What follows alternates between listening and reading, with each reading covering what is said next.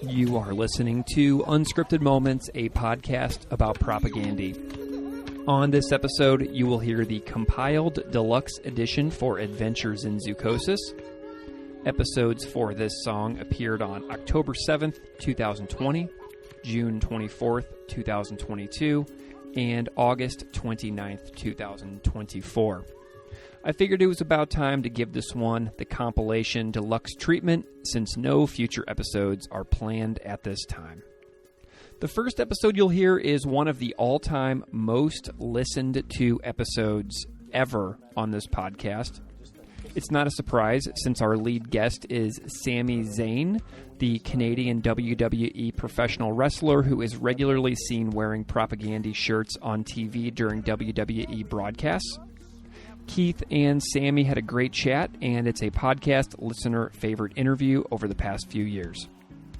That episode also features a conversation with Dr. Chris Jensen, an ecologist and evolutionary biologist who walks us through what this song means to him as a scientist, parent, and fan of the band. Adventures in Zoochosis Part 2 continues with a great cover and conversation with Nate Meads, a fan of the band from Chicago, and his cover is excellent.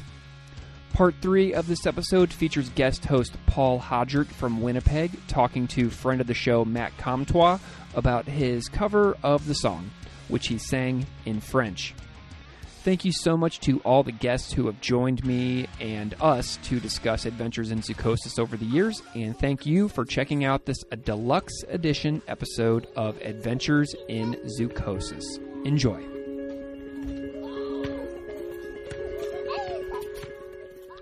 You are listening to Unscripted Moments, a podcast about propaganda. This week we are discussing Adventures in Zoochosis, track 12 from 2017's Victory Lap LP. And before we get into this episode, I think that it is essential to note that Chris Hanna covered this song already on his Patreon.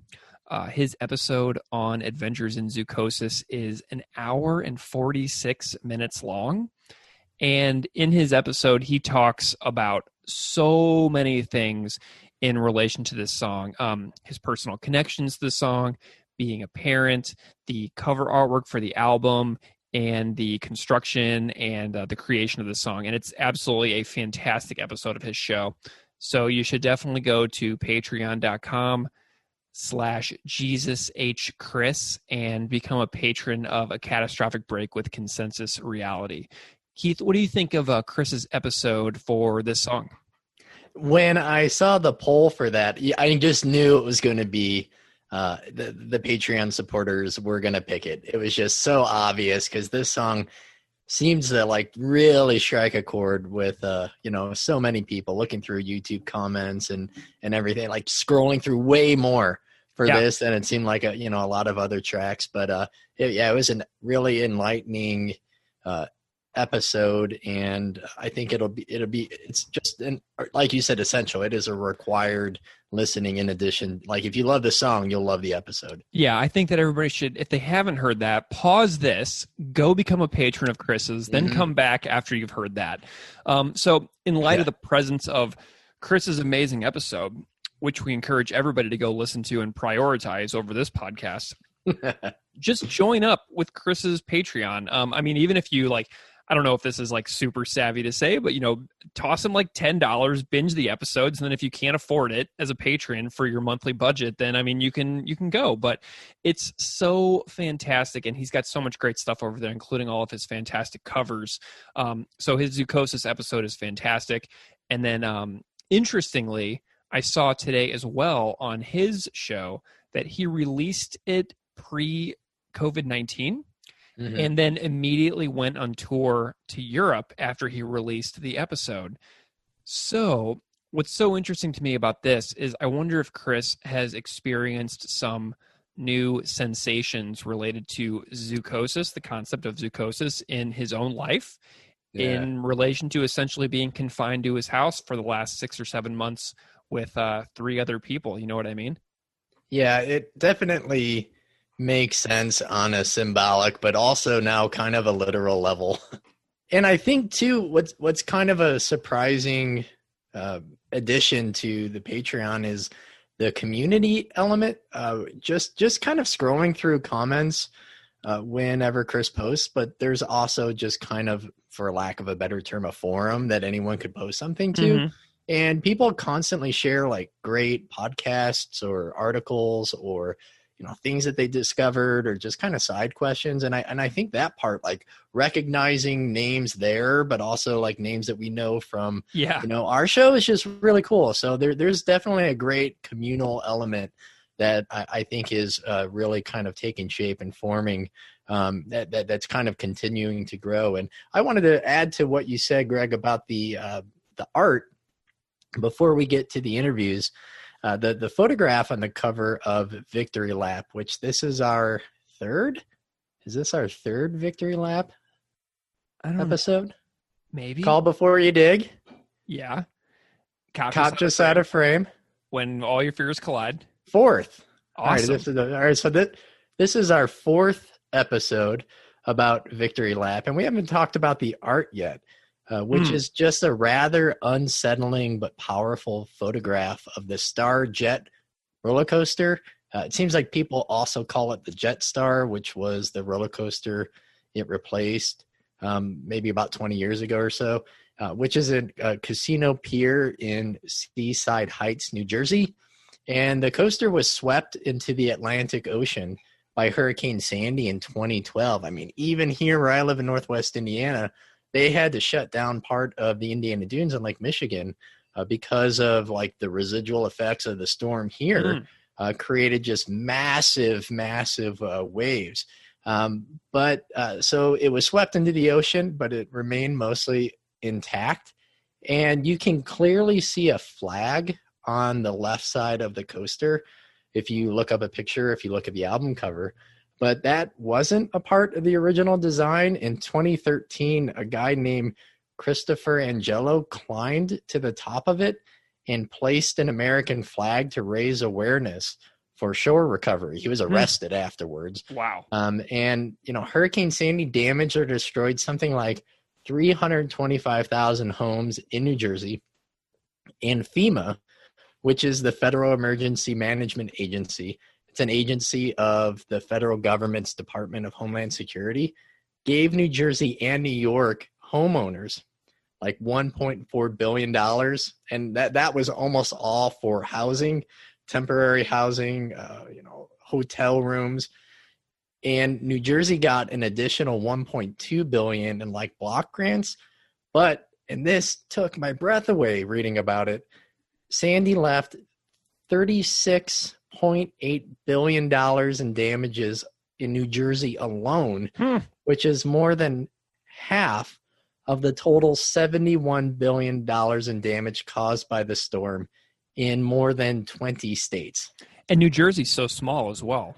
It's just, I can't wrap my mind around it. It kind of reminds me of the fires, going on out west, that here it's like I'm on a different planet, like I see it on the news and I read about it, but it's just so different here. It's hard to even to understand the scope and the scale of the devastation.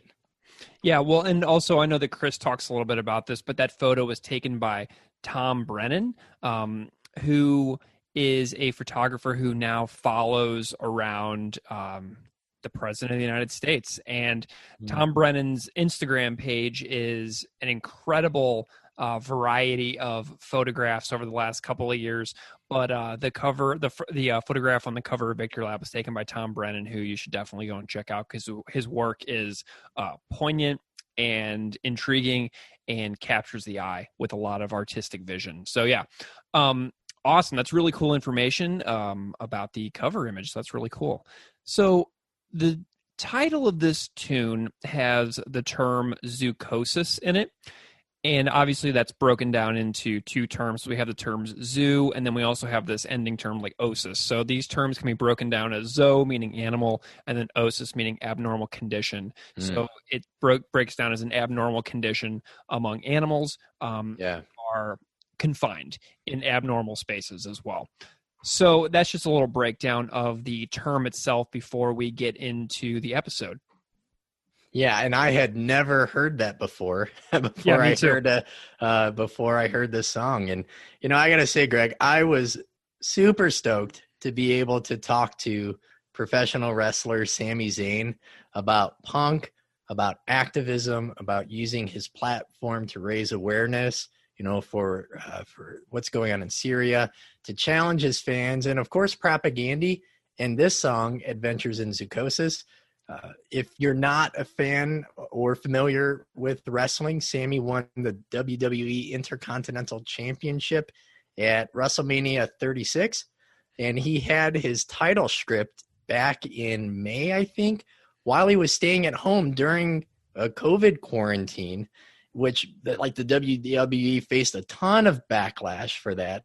But he just returned to SmackDown saying that he's the real champion. I got to applaud him for sticking to his guns and digging his heels in, because if at first staying at home was being by myself, being kind of an extrovert was a little hard, I'm just stubborn in this point.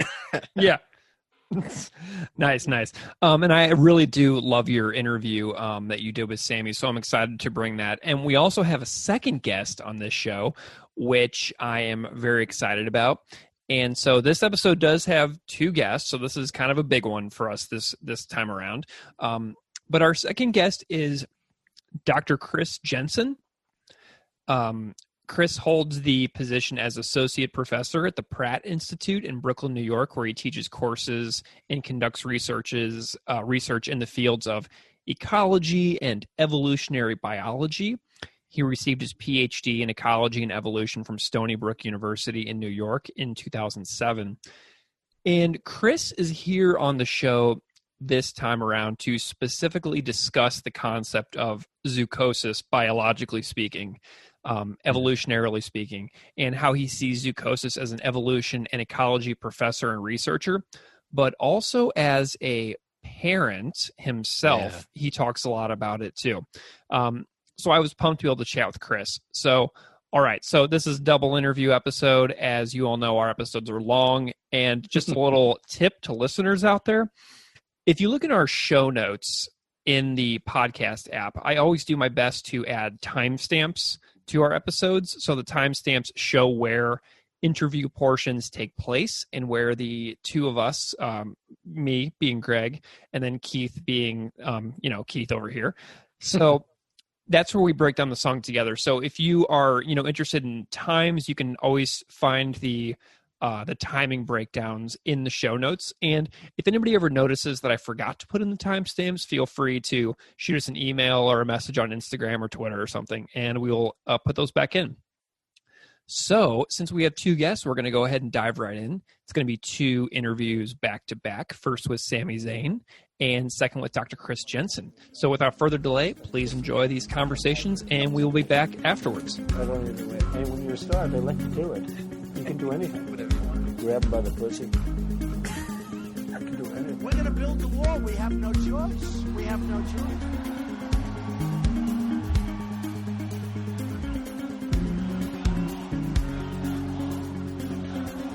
Sami Zayn, welcome to Unscripted Moments, a podcast about propaganda. Yes, thank you for having me. As I was just saying, it's kind of exciting for me too, because I don't really have anyone to talk propaganda with. So it's kind of fun for me too. Yeah, I think for me, this project has been such a cool experience because other than maybe being somewhere and having a shirt on at a coffee shop or at a show, someone might say, "Oh, hey, cool shirt." But I've had such a great opportunity in like sitting down and chatting with so many different people because of the podcast. It's really been an unexpected kind of a surprise and, pretty rewarding in that way. Yeah. So the t-shirt experience is funny because that's about the depth of that conversation. If it's at a coffee shop or something like that, it's, "Oh, you too? Cool. All right, well, have a good one." And then that's it. You don't really get to delve deep into like the song meanings and stuff like that you guys dissect on the podcast. So it's cool to just be able to delve deeper and really, bounce these ideas off one another, because a lot of times when I read the lyric sheets and stuff like that, I'll also, and this isn't exclusive to just Propaganda, but a lot of bands, you have your interpretation of what they mean. And then when you talk to someone else, like, oh, hey, okay, whoa, I didn't know that. Yeah. And even when you asked me, this is a little insight into my neuroses, and you asked me what song to discuss, and I was very indecisive because I'm like, oh man, how do I pick just one? Right.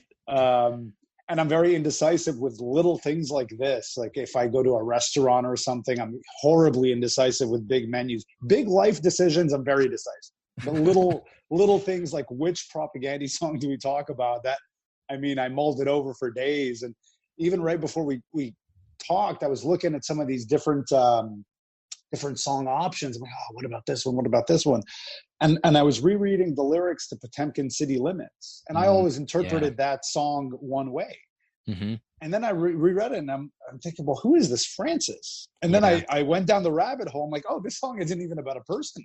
Right. It's about an animal. And I really like that song. And I've listened to it a lot. And even then I was misinterpreting it for the longest time. So, again, it's not exclusive to Propaganda, but you always have your interpretation of these songs. And then you sometimes find out different meanings, maybe what the songwriter meant by it or what he had in mind, or just other fans' interpretations. So it's just fun to be able to delve much deeper and get your, because you guys are obviously enthusiasts, to say the least, or if you have a whole podcast dedicated to the band. So you guys have your interpretation. So it's going to be fun to dissect this particular song and hear your side of things. Yeah, I think so often the T-shirt experience is kind of like the pointing Spider-Man meme. Like you kind of just have that acknowledgement, right? Oh yeah, you too. You're in the punk or you're in the metal, and but there's something to be said about that too. Just the acknowledgement of, hey, same, cool. So, how did you discover music, and not just music as entertainment, but as an avenue of self-improvement, whether that's punk, hardcore, or something else? I'm curious, like, what kind of got you deeper into like underground or kind of thought-provoking music? That's a tricky one. My relationship with music's funny. I guess I didn't grow up in a very musical household. I grew up in a very religious household, actually. So I was brought up Muslim, and music just wasn't a part of my life at all until, I remember, I think the first song I remember hearing and liking was Bad Medicine by Bon Jovi. And maybe I was 5 or something. And I was like, whoa, this song's awesome. And then, what's the other one? There's Pump Up the Jam when I was also about 5. So these are my earliest memories of song. And then when I was 7, we moved to the suburbs and I discovered a radio. And I discovered the radio. Like, whoa, Mix 96 and listen to all these songs. And I discovered, taping songs off the radio and making these compilations of songs off the radio. So, and it really resonated with me. I became very musical, I think, in my early childhood. And then like everybody else who gets introduced to punk, somehow it's, a friend from school or whatever. And I had a friend, his dad was a DJ, and I've talked about this particular friend on other podcasts, because I think in retrospect, looking back now, I find he was very ahead of the curve in that he this is pre-internet and pre-everything. And he was always kind of like, oh, this band and this band. He was always kind of on the cusp. But he always kind of knew what was the next thing. And, oh, have you heard of this band? Oh, well, if you've heard of this band, there's also this band that apparently influenced them. And you remember being young and reading the punk, like the thank yous, and they would thank all these other bands. And that's how you heard about other bands. Right.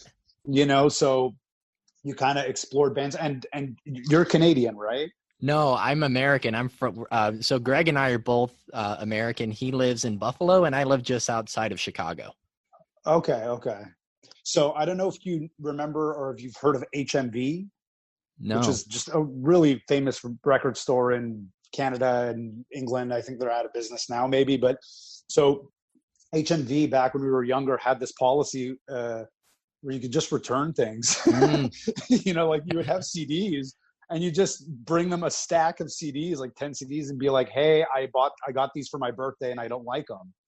And you could just return them and get 10 new CDs. Oh, wow. So this is how we discovered a lot of these bands. Just, had whatever CDs lying around, or you bought them from a pawn shop or whatever. Mm-hmm. And then you go back to HMV and be like, yeah, just, I didn't like them. And they would just let you, sure. Okay. Just crazy. And then actually this really came to a stop once CD burners became a thing. Yeah. Once you could copy CDs. Right. So that kind of put, a halt to all that. But anyways, it just, I don't know, not to get too off topic, which I do a lot. So rein me in if you feel the need to, but no worries. I kind of discovered punk through this friend, maybe when I was 10, 11, and Green Day exploded. And then you go down, kids went down the rabbit hole from there, and Rancid and No Effects and this and that. And so the first time I heard of Propaganda, I want to say was on a Fat Records compilation. I want to say it was it Survival of the Fattest, which I want to say is maybe volume 2 of those Fat Wreck compilations. And Nation States was on that. And so I was maybe 13. And I remember the first time I heard that, I mean, first of all, I just thought it was so cool, right? I mean, the opening verse is so cool, and you don't understand. I'll be honest. I don't think I fully understood that song really into my 30s. To the extent of how accurate it is.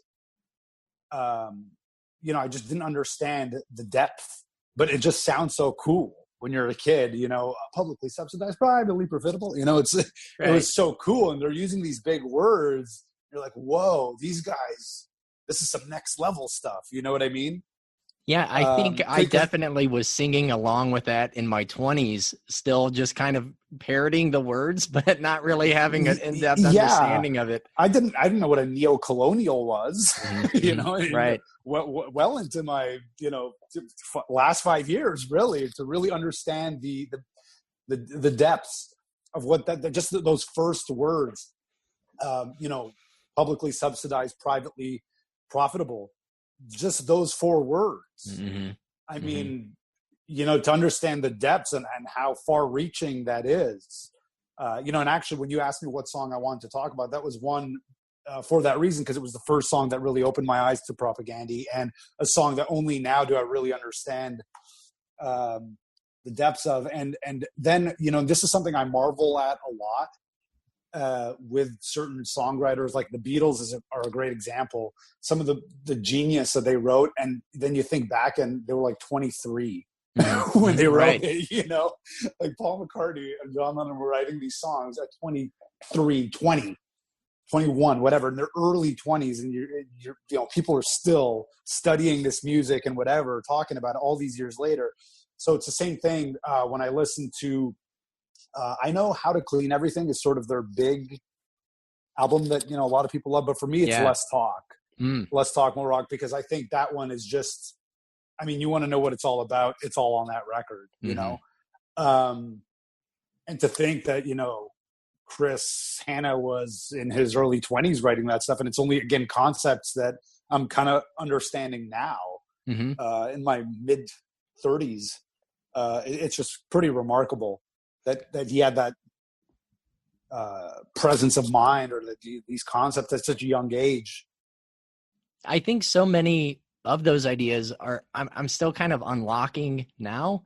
And if people have kind of pushed back on some of our critiques of, How to Clean Everything, or some things on Less Talk, but even with that, I never would have been able to say those things or understand those things at the same age. And this podcast has really helped me, I think, value the early stuff far, far more than I did, 2 or 3 years ago, because I see all of these common threads interwoven, and it's not just the self-reflection or the human concern in the later albums. I mean, it's there early on too. It just sounds a little different, or it's just worded a little differently. Yeah, and it sounds like, you kind of, and this goes with any artist that you sort of are along on the ride with for their journey. you kind of see their personal evolution as well, Mm-hmm. you know, and you piece together a lot of their personal journey through interviews and things like that as well, and where they're at in life at different stages in their career. And, you know, you certainly approach things one way when you're 21, 22, and you certainly have a different mindset when you're in your mid 30s or you have a kid or whatever else. Mm-hmm. So it's interesting to watch that. But I do think that the overarching ideas are pretty much there, from Anti-Manifesto all the way to Victory Lap. You know, it's not like a total abandonment of any sort of ideology at any point. Right. It's still pretty consistent throughout, but maybe the approach changes a little bit. You know, like for example, on Victory Lap, that one song, Letters to a Young Anus. Yeah. Right. It almost sounds like a letter to young Chris Hanna in a Mm-hmm. way. Just in how you go about things, I suppose. It just changes as you get older. So kind of going back to the, you know, Spider-Man pointing meme, you know, Mm-hmm. seeing them live for me is such like a visceral mix of emotions. There's like the excitement. I always kind of waiting for them to start, or any band really, is like the feeling going up a roller coaster, and you're just kind of waiting in anticipation. You know, there's excitement seeing them perform my favorite songs, but there's also anger thinking about like the issues and topics, screaming out the words. Also feeling less alone, right? Being around others who share a lot of the same values. So do you have any good stories about seeing them live? Well, I've only seen them live once, and it was recently, you know, pre-pandemic. What was it? September of 2019, maybe, which feels like a lifetime ago now. Right. It's so crazy to think that was less than a year ago. So that was my first time seeing them live. And I think they were kind of on my, they might've been the last band on my bucket list of, you know, must see. Mm-hmm. They're still alive. And in their prime, like, I mean, they're in their prime. They're in their Mm-hmm. musical prime in a sense, you know? Agreed. So it's pretty crazy to see. And yeah, it was really great. And one thing that's interesting is because there is sort of a different, even though let's say they fall into the punk or metal genre or whatever, there's still sort of a subculture of like Propagandhi fans, which are going to be a bit different from, say, Less Than Jake fans. You know what I mean? Mm-hmm. So it is always interesting when you show up to an act that you've never seen before. And and again, maybe this is my personal experience, not yours, but because I never delved too deeply into any particular subculture, Mm-hmm. which is a whole thing, maybe from my upbringing and the way I was brought up. And, you know, I've never dove too deeply into any particular thing. I've always felt like a bit of an outsider from any, you know, like if I went to punk rock bowling or something like that, I mean, I'd take inventory all around and I'd be like, whoa, I'm the only person without a tattoo here. Yeah. You know? And Yeah, so it's like, same.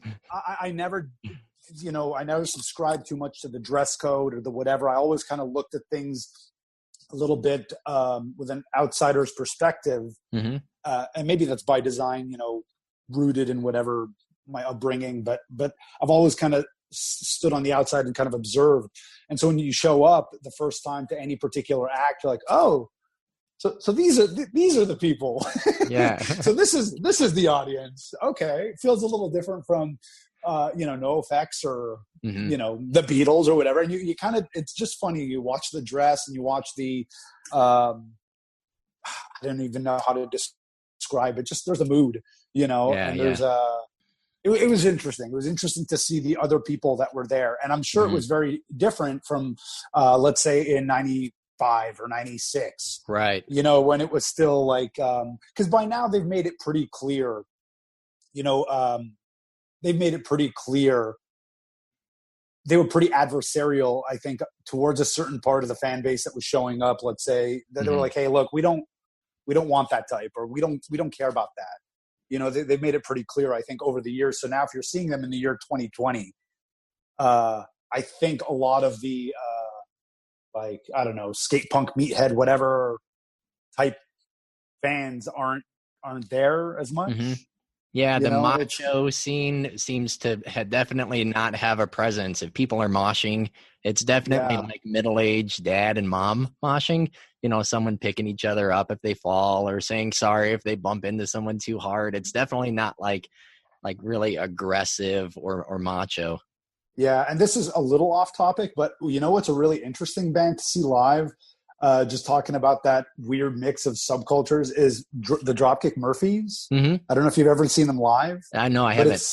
It's such an interesting mix because there's like, 60-year-old people there who are, the Irish folk part of it. And then there's also just people there's punks. And then there's also just jock meatheads who love shipping off to Boston and just want to this is a chance to fight and whatever and just get drunk and rowdy.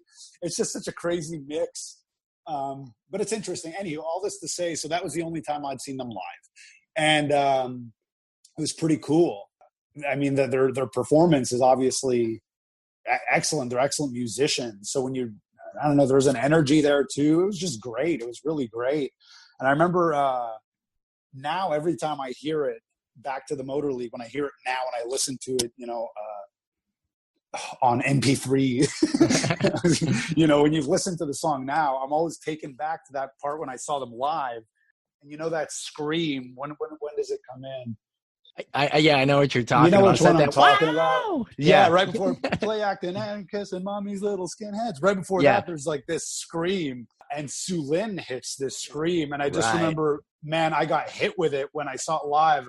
I was just like, everything stopped. And I thought, whoa. Yeah, I'm getting goosebumps even now just talking about it. That's awesome. I was floored. I was like, oh man, this is so good. So before we dive into just one specific song, I'm curious, as an athlete, as a performer, how do you see your role, your responsibility to raise awareness on social issues, challenging your audience? I think like so many punk bands like Propaganda do, challenging people to dig deeper, to think more deeply. How do you see your role in that? I do feel a small sense of responsibility. There's always 2 or 3 different sides pulling at each other. And I feel like that's just my existence, is just a lot of inner turmoil. Because sometimes I'll just be like, what's the point? What's the point? Who cares? Mm-hmm. Who cares what I say on social media and what I'll say this? And then people will go, the people that agree with me will go, yeah, hell yeah. And then the people that don't agree will not agree. And then what's the point? What am I accomplishing? I can't even tell you how many times I've written out tweets and spend time on them, because there's a character limit. So I'll spend 10-15 minutes on working out this tweet, and then I'll just be like, well, what's the point of this? What is this going to accomplish? Nothing. So I just don't send it. And then there's other times when I think, well, this is an opportunity, because I'm sort of in my I don't know if you want to call it wrestling prime or whatever, but I have the platform now because I'm currently in WWE now. And I know that my worth, and this is a whole thing we can unpack another time, but my worth to these fans is really just contingent on the fact that I wrestle for this one company. And not all the fans. Certainly I have my fans that have followed my career for many, many years, because I've been doing this a long time. But I would say that's a small amount of people when you're a mainstream pro wrestler, It's just, people care about you if you're here and now. And if you're not, you're kind of out of sight, out of mind. So I realized, okay, this is a golden opportunity to kind of use this platform. It is a privilege to have this platform. And that really became apparent when I was doing this, because I'm of Syrian descent as well, with the war going on in Syria. A few years ago, I reached a boiling point, or I reached sort of a put up or shut up kind of point, where I realized, I think it's awful, but what am I actually doing about it? And so then finally I took some steps to actually do something about it. And I launched this campaign to working with this non-governmental organization called SAMS, which is Syrian American Medical Society, who do a lot of work on the front lines in Syria. And with them, I partnered with them to fundraise to launch a mobile clinic to deliver medical care to internally displaced people who are living in these refugee camps in Syria and whatever, or have no homes to go back to. So that was the first time I really saw the power of social media, because when I launched that campaign, we were able to raise a bunch of money, and it had very real and very positive effects. And it was tangible. I could see it. And so that made me think, well, man, it's like, you got to do this if you can. You can't just let it go to waste. So, and that's really the battle that goes on within me of like, what's the point? And well, there is a point. But I think that goes way deeper than just social media. I think that's like an existential battle of, is there a point? Yeah, there is a point. I mean, a much smaller version to relate that, I would think, is just the Thanksgiving dinner for my family. Like, do I really want to get into things? Like, is this going to create positive change, or is it going to create more drama for myself? Or do I still hold up, my character by still, calling someone out on something? And like, I couldn't imagine that, times, to whatever exponent to have to manage that with a much larger audience. Yeah, well, and so that's similarly, there's also the issue of, following the news or reading up on politics or sociology or history or whatever, because it could be infuriating. It's just so saddening and so disheartening to the point where it could really make you lose faith in humanity altogether. When you really dive into just how awful things can be. And sometimes I wonder, why am I doing this to myself? Yeah. Why? Like, the expression ignorance is bliss. There's a lot of truth to that. And if you but then I have, again, this internal battle of like, well, you can't stay uninformed, but then can't you? Like, it's pretty great to just not worry about it. Yeah. It's pretty great to just not worry about it, but then it just goes against, I don't know, this thing inside of you that's like, no, this is not right, and you have to know about it, otherwise they'll get away with it. Even though, what am I really doing by learning about it? But then I think at the end of it all, what I've kind of come down to is that, this knowledge and accruing this knowledge is important, because if it's handled in the right way, which it seldom is, and I'm including myself, because I get emotional and I get, how could you think this, and how could you support this? Oh, for sure. Don't, and you just fly off the handle, because I think at the end of it all, if you go about it the right way and you're armed with information and you've learned to give a coherent response to a sometimes ridiculous point of view, then you maybe do have a chance at even changing one or two minds, or to your point, which is the whole point of this question about feeling a sense of responsibility to challenge my fan base, or to bring up issues to my fan base that maybe wouldn't be interested in it to begin with. I do think there's value in that. I do think there is value in that.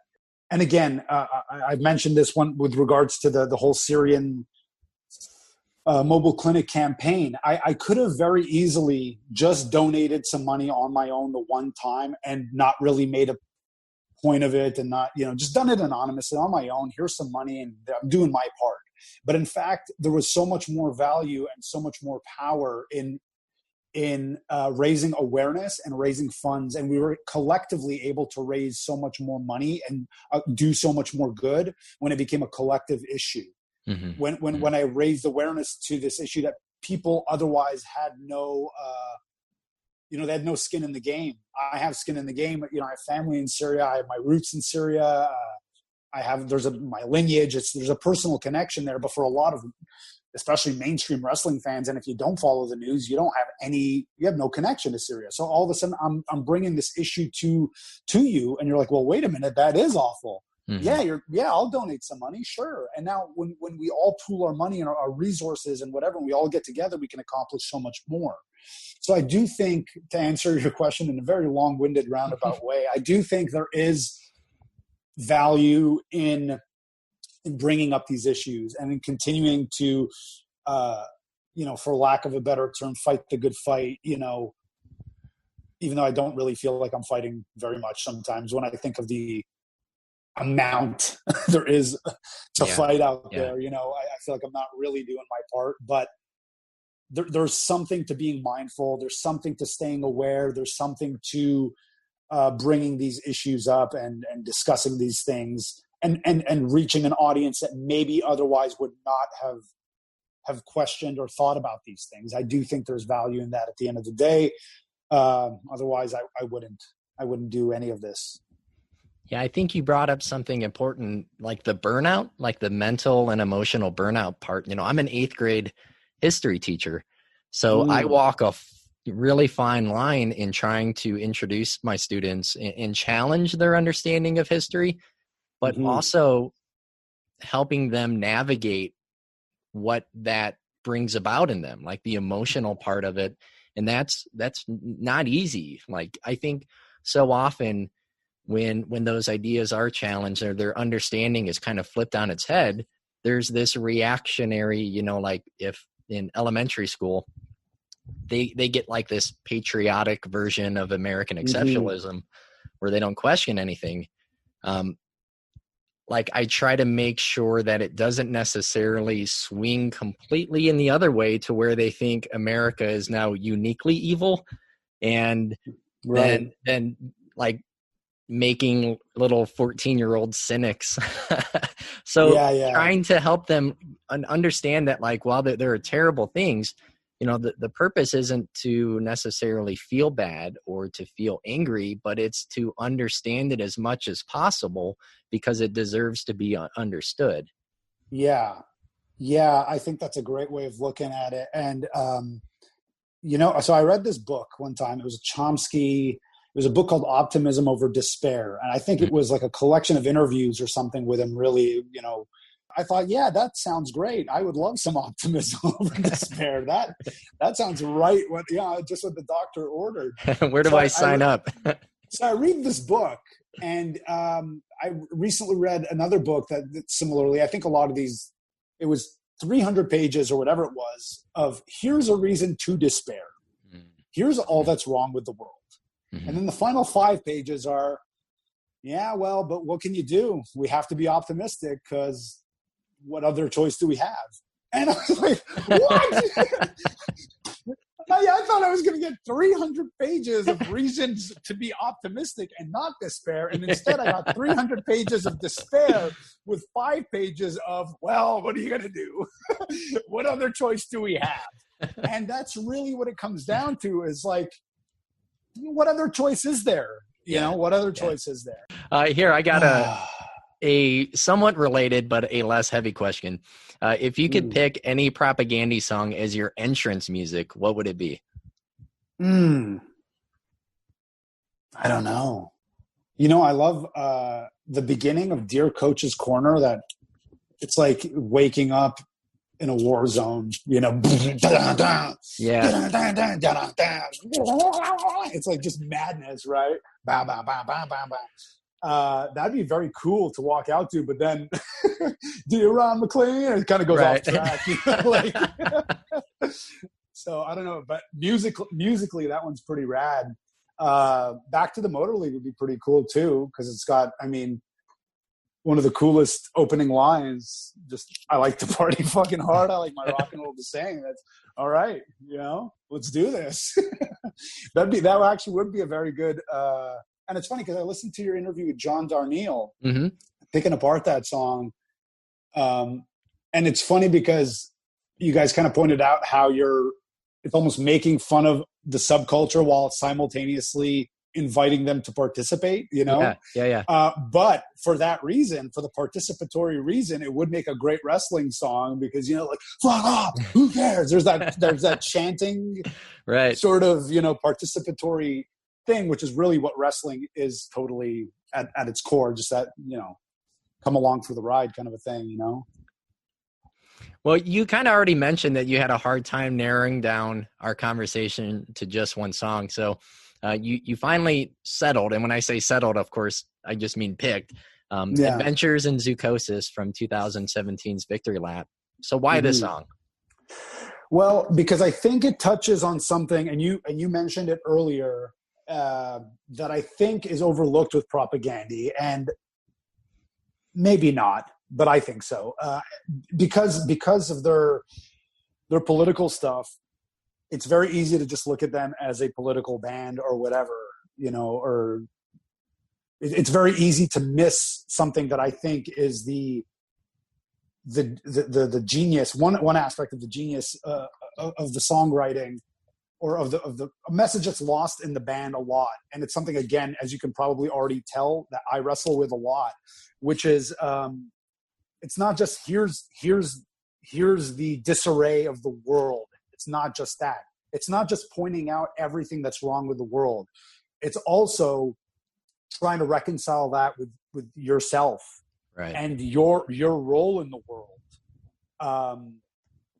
And and there's a couple of lines in that song which I'm sure we'll touch on when we break it down here, but it's that acknowledging, and again, this is something that only really recently started to happen in my life, because I feel like it's layers of awareness. Mm-hmm. So the first level of awareness is recognizing something's wrong. And then you're like, oh my God, this is wrong. And then it opens up Pandora's box and go, wait a minute, all this stuff is wrong.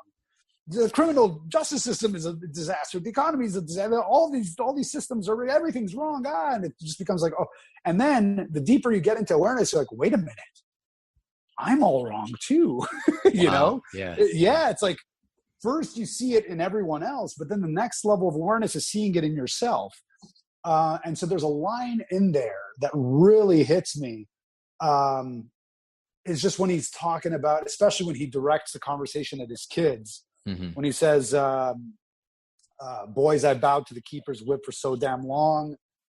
I think the sad truth is this enclosure is where your old man belongs. Oh man, I gave you goosebumps. It's realizing that, even this world that you have all this resentment towards, you're still a product of it, mm-hmm. and you enjoy it.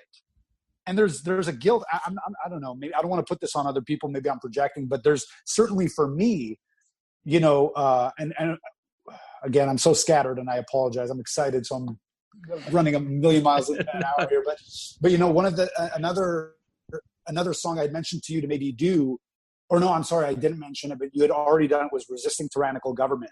Yeah. Because the final lines of that song hit me like a ton of bricks. When he says, yes, I recognize the irony. The system I oppose gives me the luxury to bite the hand that feeds. But that's exactly why privileged fucks like me should feel obliged to whine and kick and scream until everyone has everything they need. So it's like that hit me like a ton of bricks, because it's it really realizing that even though there's this system and you have all this resentment towards it, at the end of the day, you're a product of that system, for better or for worse. And a lot of you can't omit the better half of that, And so when he talks about in Adventures of Zoochosis, when he talks about sink back to my enclosure and well ventilated and adequately plumbed and all that, and it's like, yeah, man, that's pretty nice. I down with capitalism and down with this. And it's like easy to judge all this stuff, but I've made a good living working for a giant corporation, and I like living in my house, and I like mm-hmm. not having bugs crawl over my face, and I like having air conditioning. You know what I mean? Mm-hmm. And it's just, for me, that's a part of propaganda. And you touched on it very earlier, or a little bit earlier, where there's that self-reflection, and that's what I think separates them from just being this political band that here's what's wrong with the world and screw you, system, down with the government, or whatever, like very surface level anti-conformist type stuff. With no, it's trying to figure out how you fit into all that, and acknowledging that there are parts of this horrible world that you enjoy greatly, Mm-hmm. And that's a big thing for me, a big thing for me. Again, just because I feel like I'm torn in all these different directions, but that's, it's hard to criticize a system that also leads you to thrive on an individual level. Right. Mm-hmm. Mm-hmm. So I don't know. I think that's part of, that's why I think I picked Adventures in Zoochosis. I think it was really that part of it is because I felt that really hit me, because I feel a real connection with those lyrics. There's aspects of this that I enjoy. Not just enjoy. I'm a product of this world, For as much anger as I have towards it, I'm a product of it. My way of thinking is still a product of this world. And the things that I enjoy, the basic comforts I enjoy, I'm a product of that. That makes perfect sense. And I think we just recorded an interview for Refusing to Be a Man. And I think that's the same idea there, but just through a different issue or through a different topic, through ideas of sexuality, gender, the fact that like male, and for me, white male is like the norm, right? Like that's kind of the standard line, that this is something that I'm still struggling to understand how I benefit from, and how my own thinking, as much as I'd like to say that I oppose these systems, they're as much a part of me, either culturally or, through heredity, through my upbringing, all of those things. And it's kind of sometimes hard to differentiate like myself from those issues, because I just clearly don't understand them. Yeah. And the worst part maybe is when you do kind of understand how you do understand some of these issues, and you do understand the negative, maybe negative is not even the right word, the destructive aspects of these systems. But then, so when you kind of even have a grasp on them, but then you have the realization that you're benefiting from them directly, that's a tough pill to swallow. Because then you're like, yeah, at the end of the day, do I want that to change? Mm-hmm. You know what I'm saying? Mm-hmm. And I think that's probably what you do. I'm sorry to cut you off. No. You do want the best for everybody else. You really do. But you can't deny that you enjoy reaping the benefits of these things. And there's I have a lot of guilt in my life in general, but that just adds to my guilt. I feel like, Mm-hmm. Mm-hmm. As much as I say, I wish this was different. I wish these are the reasons you have such a comfortable life, mm-hmm. So that's something I need to, try to reconcile. I think the fact that just having the conversation and not settling, right? It seems like the people who are really into this band that aren't comfortable with just hitting play and listening and just kind of having, music and message as the background. We may never, it's kind of like how I tell my students that, freedom and liberty and justice in the United States, those things are aspirational, right? Like the Constitution might say one thing, but humans are fallible, and humans are selfish and greedy. And maybe this idea of ultimately having some sort of balance or equal representation, like maybe that's eventually still just aspirational. Like we'll never achieve it, or I'll never fully achieve what final vision I like to think of myself, but like maybe the process is just as, if not more important, but I don't know. Yeah.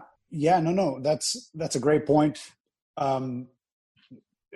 Something you were saying in there though is kind of what I'm trying to articulate here. The idea of these ideas, these concepts, for example, of which are great ideals, which are aspirational, liberty, justice, equality, all these things, right?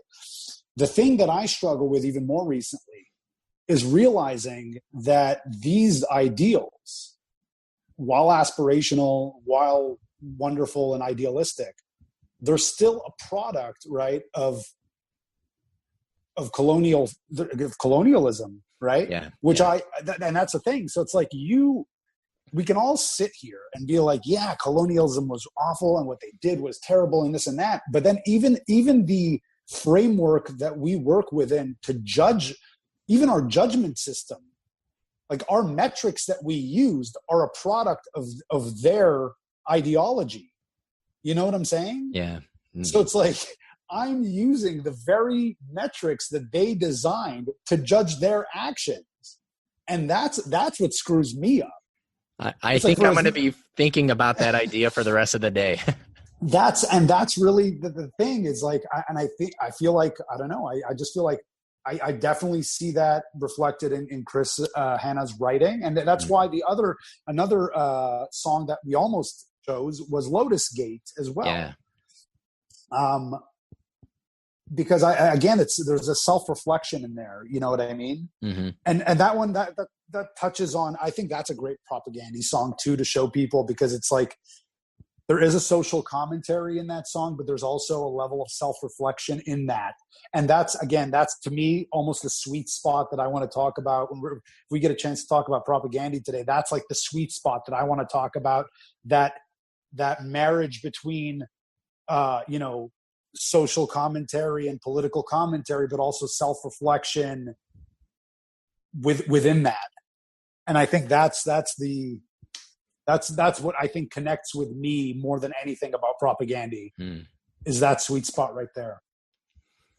Do you have any other favorite lines from Zoochosis that you want to share?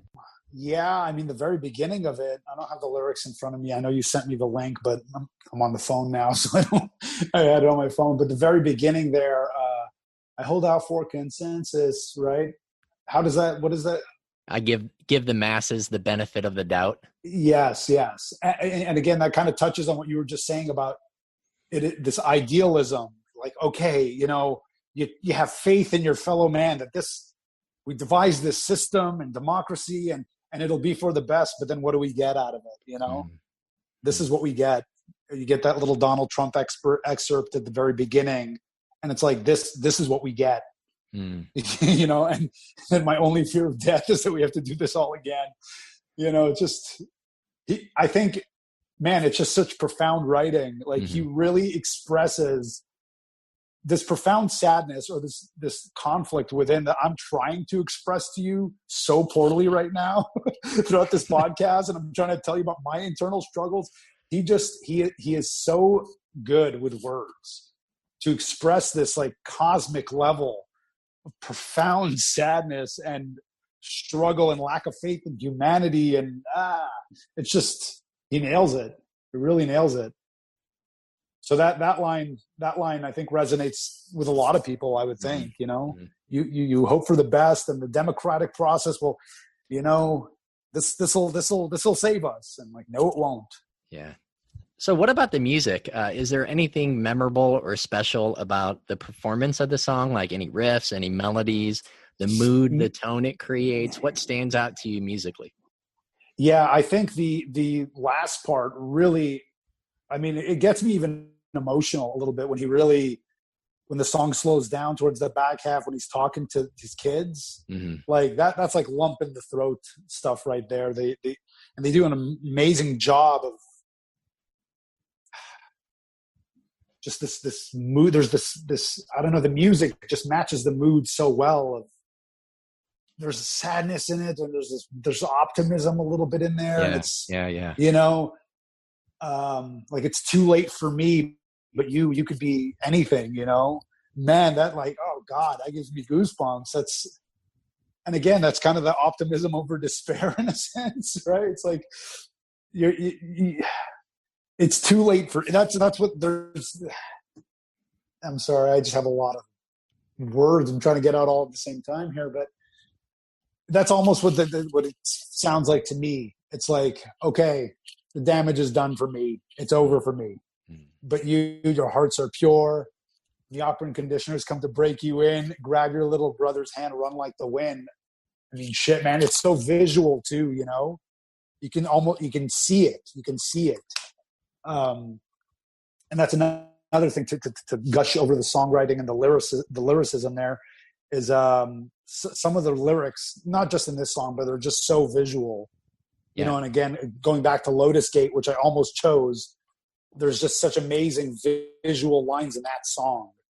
Not only the very beginning about the pigeon, flaming pigeon, frozen feet, but one of my favorite songs just for how visual lines it is, for how visual it is, when he says, I'm sorry to jump off this song onto another song, but when he says, as for me, a filigree of psychic police tape tends to cordon off the darker scenes, but the wandering mind stumbles through them and relives them all eventually. I mean, you can see that, what I mean?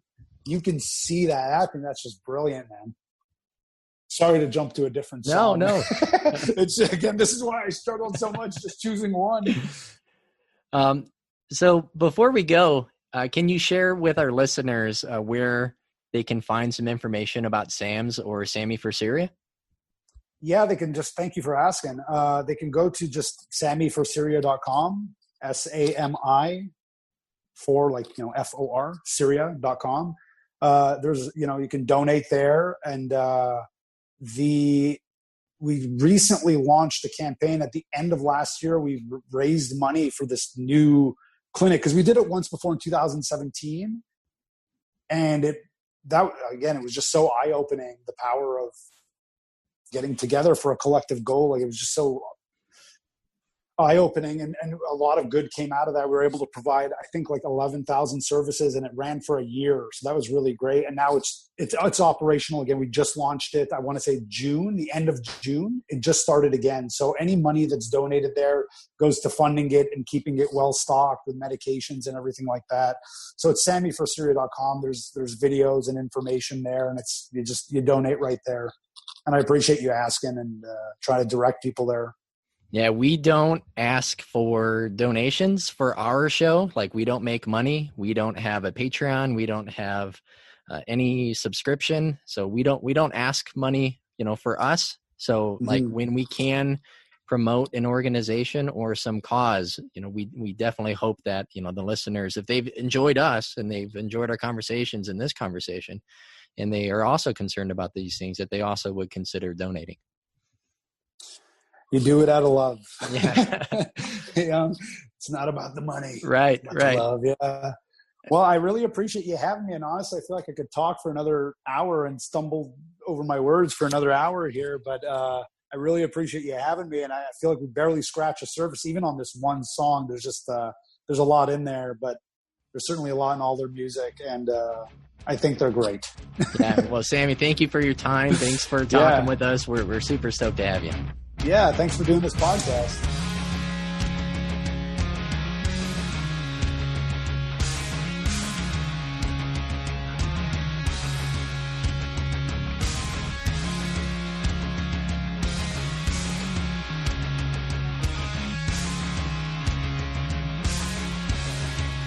Dr. Chris Jensen, welcome to Unscripted Moments, a podcast about propaganda. It's good to be here. Thank you so much for being here. We are absolutely delighted to have you. If you could just spend a moment and introduce yourself and your profession, your areas of expertise to the audience, however you see fit, that would be fantastic. So I'm an associate professor at Pratt Institute, which is an art and design school in Brooklyn, New York. I had kind of a convoluted trip to being a professor. I actually was a Teach for America teacher for 8 years. I went back to grad school. And when I was a Teach for America teacher, I fell really in love with ecology. I had been a biology major, but I got really excited about ecology. And then, of course, ecology has this cousin or brother or sister called evolution. And I got super into those as a middle school teacher, and then I went back to grad school and got a degree in ecology and evolution. So I now teach to art design students, which is kind of an interesting gig. So nobody that I teach is actually a major. They all are taking ecology or evolution courses because it's part of their general education. But actually, there's a lot of interesting connections between ecology and evolution and the kind of work that my students do. I like to say that my students are cultural creators. They're like kind of the makers of the future culture. And we can learn a lot from evolution and from ecology about like where our culture comes from. So that's kind of my gig at Pratt.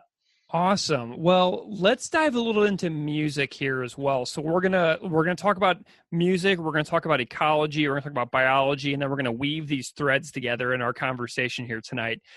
So let's start with the reason why we're here. Tell me when you found the band Propaganda and how you sort of like became a fan, fell in love with this very special band that we're all here to talk about. Yeah, so I was born in 1971, so like the late 80s and early 90s were like kind of my like hardcore punk rock music fertile ground. And I'm a New Yorker, so like I was raised on like New York hardcore. But then I went to college in Southern California, and in Southern California from like, 90 to 93, which is the time I was in school, like serious, very serious DIY, very anarchist-oriented punk scene. And so at that time, I was into bands like Born Against was a big band I was really into. There's this band from San Diego called Struggle that I really like. So political bands, like bands that I like that were very political. So I didn't, like, although I've heard a lot of people talk about Propaganda as sort of their like entry into political music, but that wasn't the case for me because there already was this political scene in Southern California and Northern California at the time. So I actually didn't know about Propaganda for a long time that they were around. It was not until 1996 I was back living in New York, and I used to do this record label called Mountain, and we put out a band from Montreal called Ire.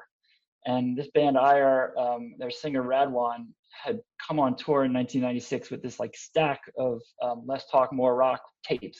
And I don't know if he got them for free or if he was just like bought them, but he was like a complete evangelist for this band. And it's funny because like if you go back and listen to the Ire record, which you could probably do on YouTube, like they're just like a straight like heavy dark metal band, but like he just was completely into Propaganda. And I think for the same reasons that I like them, it was like, okay, so I'd heard a lot of political music, but there was a personal side to Propaganda that was brought into the political that just felt so much more comfortable to me. I had spent a lot of time listening to people just like basically hammer you over the head with like social criticism, and I needed to hear that, and it was good to hear that. But there's a soul to Propaganda when it comes with the political that really was very appealing. And I think it is the fact that they've always melded their personal feelings and emotional reactions. I mean, the only emotion I really heard from the political music that I had heard prior to this was just anger. And I don't think anger is there's a lot of anger in Propaganda, but it's not the only emotion that's there. Yeah. So your entry point was Less Talk More Rock for that LP? Yes. And then I discovered, the LP previous to that. And like, I never liked that one, right? I mean, I never had that moment. So How to Clean Everything is kind of a funny record to me because like I'm sort of less interested in that. And then I have to actually admit to being a little bit of a Rip Van Winkle with Propaganda. I definitely listened to Today's Empires when that came out, but then I didn't really rediscover them until Supporting Cast came out. So like there's a little bit of a blank spot in there for me, which I've gone back and listened, but like, I mean, I love Less Talk More Rock because of just what it meant to me personally. But my favorite 3 albums are the last 3. Excellent. So your favorite are Victory Lap, Failed States, and Supporting Cast. True. That is true. I mean, it's kind of hard. I admire how you guys can rate things. I'm not so good at that, but I think that like Less Talk More Rock is more like this like moment that was really important, but in terms of liking the records, I think Failed States is not my favorite of those 3, but there's somewhere between Failed States is not the one that is my favorite, but Victory Lap and Supporting Cast are definitely 2 of my favorite records. It's really interesting how you say that we are able to rate things because we get raked over the coals for our rating systems, like on social media, like a lot. People are like, why are you rating that? Or they say things like, I completely disagree with your take on How to Clean Everything. And I'm like, awesome. Because that means we're like, reaching people and we're getting people to think and we're getting people to, push back. And like, that's all in like great fun to us. And it's all in the spirit of what this band is about, is kind of like pushing back on stuff. So we do rate things, but we just like, it's just a purely subjective thing that we just like do in the moment on how we're feeling about a song on any given day. And then we hear about it for days to come. So it's really a pretty hilarious system of rating here that we have. A lot of people push back on us with those ratings, man. Yeah, I'm not pushing back. I'm just not very good at figuring out what I think or what I feel. You guys are very articulate about like your rationale. I'm not sure I have such clear rationales for what I like and why not other things. Well, okay. So Chris, we are here today because you sent me an email a couple weeks back, and it was a very impassioned email, and it caught my attention right away. And you were like, I really want to talk about Adventures in Zoochosis. If you guys can have me on the show, we can talk about this concept. Can you tell me a little bit about why you reached out to us, particularly about the song Adventures in Zoochosis, the closing track from Victory Lap? Yeah, I mean, I think that there's two aspects of this song that I really love. One is it's engaging with a lot of subjects that are near and dear to my heart as like a evolutionary biologist and a person who's, studied and taught about behavioral ecology. So just the whole metaphor that's used throughout the song, I think is really valuable. But that wouldn't really matter if the song wasn't about something that actually emotionally resonated with me. So I'm a father of three. I have an 18-year-old daughter and then a 6-year-old and a 7-year-old. And I just, this song like really speaks to like my own struggles in life. Like, I just think that we can talk about it in more detail, but the brief version of it is like, I experienced this very same feeling of having come from a very utopian, anarchist oriented punk community where it felt like anything was possible and that we were doing great things like every week and we were going to change the world. And then getting older and having to take on more responsibility, becoming a parent, and then just realizing, oh my gosh, like we so don't have this, and we so are not going to change things like the way we've been working. And also, oh my goodness, now with all my responsibilities, I'm so locked in. And then just like, yeah, there's this feeling of like, I mean, I'm not sure, we'll talk more. I'm not sure I have as dark a take as Chris Hanna does on like what it means to be a parent and bring a child into this world. But I certainly feel a huge amount of pressure to change the world, not just for my own kids, but just for kids of all future generations. And so the song just really resonated with me. I like its arc, and I like at the end that it's like a little bit of a kind of redemption after a lot of pretty dark stuff. But I think I also kind of hope that it might be true for me. Like, I don't want to have squandered teeth, and I want to try to use them. And I'm feeling like I might not be able to until I get a little older and get free of some of the things that are kind of keeping me captive right now. I really like that big picture description that you just gave. So let's pull back for a second, because then we'll dive back into what you just said and we'll revisit those thoughts in just a second. So what the heck is zoochosis, and why does this song have that term in its title? What does this mean scientifically? So, I mean, I think zoochosis is a great example of one of those terms where like a scientist has to make up a fancy sounding name, which is great. I mean, it actually, the words zoo, like animal, and chosis, like these work together, but everybody knows about this. If you've ever been to a zoo, you know about this because you've seen an animal that's in a cage that is completely, or an enclosure, maybe it's not a cage anymore, but an enclosure that's just completely out of sync with the environment that it normally exists in. All right. So probably the most obvious of this is large predators. So big cats, polar bears, these kind of really large animals that have huge ranges in nature. So they would usually range over thousands and thousands of square kilometers. They are stuck in these small enclosures, and they will develop these behaviors that are both unnatural and usually generally self-destructive. So it can range depending on the animal, but a lot of times it's pacing is probably the most obvious one. You'll see an animal pace back and forth, just kind of relentlessly. Sometimes it's just lethargy. The animal just like be sitting there, like kind of sleeping the entire day, which is not a natural thing for, a lot of animals. And then even sometimes things that are more directly self-destructive, like, or negative in their behaviors, like over grooming to the point of like pulling out their hair or damaging their skin. So zoochosis is just this general condition of displaying behaviors that are unnatural because you've been put into an unnatural environment. Okay. So how does, what is your interpretation of how Chris describes himself like these animals in these zoos? Like, what do you see as the parallel here? Because, obviously we're super used to living in houses, whereas large animals are not used to living in enclosures. So like, to me, the enclosure is unnatural, but the house almost seems natural at this point. So like, how do you feel about this? Yeah, no, well, I mean, I think you're onto something that's really important there. So I think to really understand this, we have to start to talk about something called evolutionary mismatch theory. So mismatch theory applies to zoochosis in a pretty obvious way, which is that like the place we've put this animal is completely mismatched to the environment that it evolved to.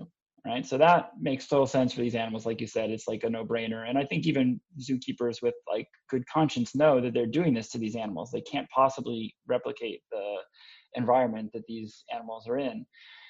I guess there would be some debate as to whether zookeepers have good conscience, but we can go there if you want to. I'm sure listeners to this podcast will debate that statement, but people who mean well and who may care very much about the animals, at least in sort of the longer, broader term in terms of survival of those species, still probably know that they're putting the animal in an environment that's just not natural for it. I mean, you can't. I mean, you don't dump a bunch of live prey into a lion's cage, even though that probably, if the cage was large enough, would be the better environment for the animal in terms of its mental health. So then the question for humans is, are we mismatched? And Greg, you said, well, the house is a perfectly natural place to be, right?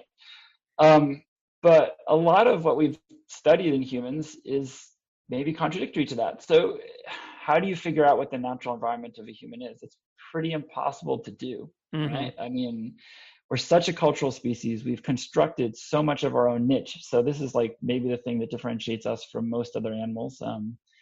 Beavers do niche construction, right? They'll make a dam and totally flood an area to create an environment that's more hospitable to their needs.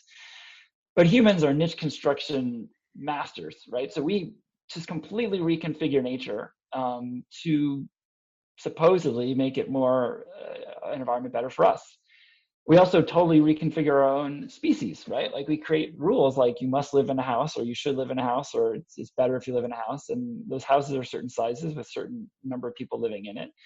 But there's a serious question whether or not that's actually what's best for us. So a great example of this is a scientist called Robin Dunbar did this really interesting study. So what Robin Dunbar wanted to know was, why did primates have big brains, right? And humans, of course, have a very large brain. Interestingly, it turns out that the brain size itself doesn't matter. It's like the kind of ratio of one part of your brain, which is called the neocortex. It's near the top of your head, and to the other parts of your brain. So if you have a big kind of frontal cortex, neocortex, then that's kind of corresponds to having usually larger cognitive capacity. But for what? Like why have more cognitive capacity? So Dunbar had this theory that like, well, maybe it has to do with being social. So what he did is he plotted the group sizes of all of the primates that they could have from various studies, and then he plotted them against the brain sizes of these primates.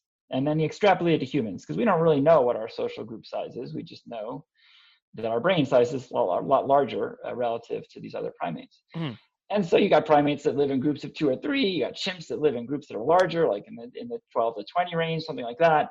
And then he extrapolated, and the group size for humans was about 150. Right. So not only did this confirm, with some evidence, it's somewhat circumstantial, but still convincing, that there's a lot of evidence that brain size has something to do with being social, but it also suggests that a natural social group for humans is 150 people. Now, when you go to study smaller scale societies, smaller scale civilizations, a lot of these smaller scale civilizations have sizes of about 150 people living in them. Now, this is dicey business, because we shouldn't assume that the people who now live in smaller scale societies are necessarily like indicative of what our ancestors are like, but they are indicative of how our ancestors used to live and just the size of their societies. I don't know about you, but I don't have like 150 people in my tribe that I can like count on a daily basis to like collaborate with, to have emotional communion with, to have dreams and hopes with.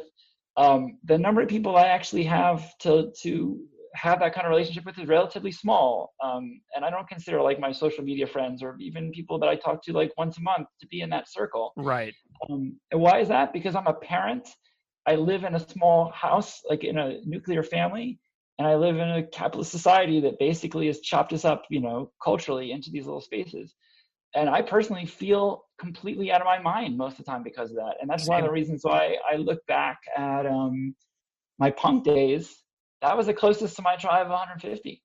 Yeah. I had a lot of people I saw on a regular basis. There was always a show. I was always going to it.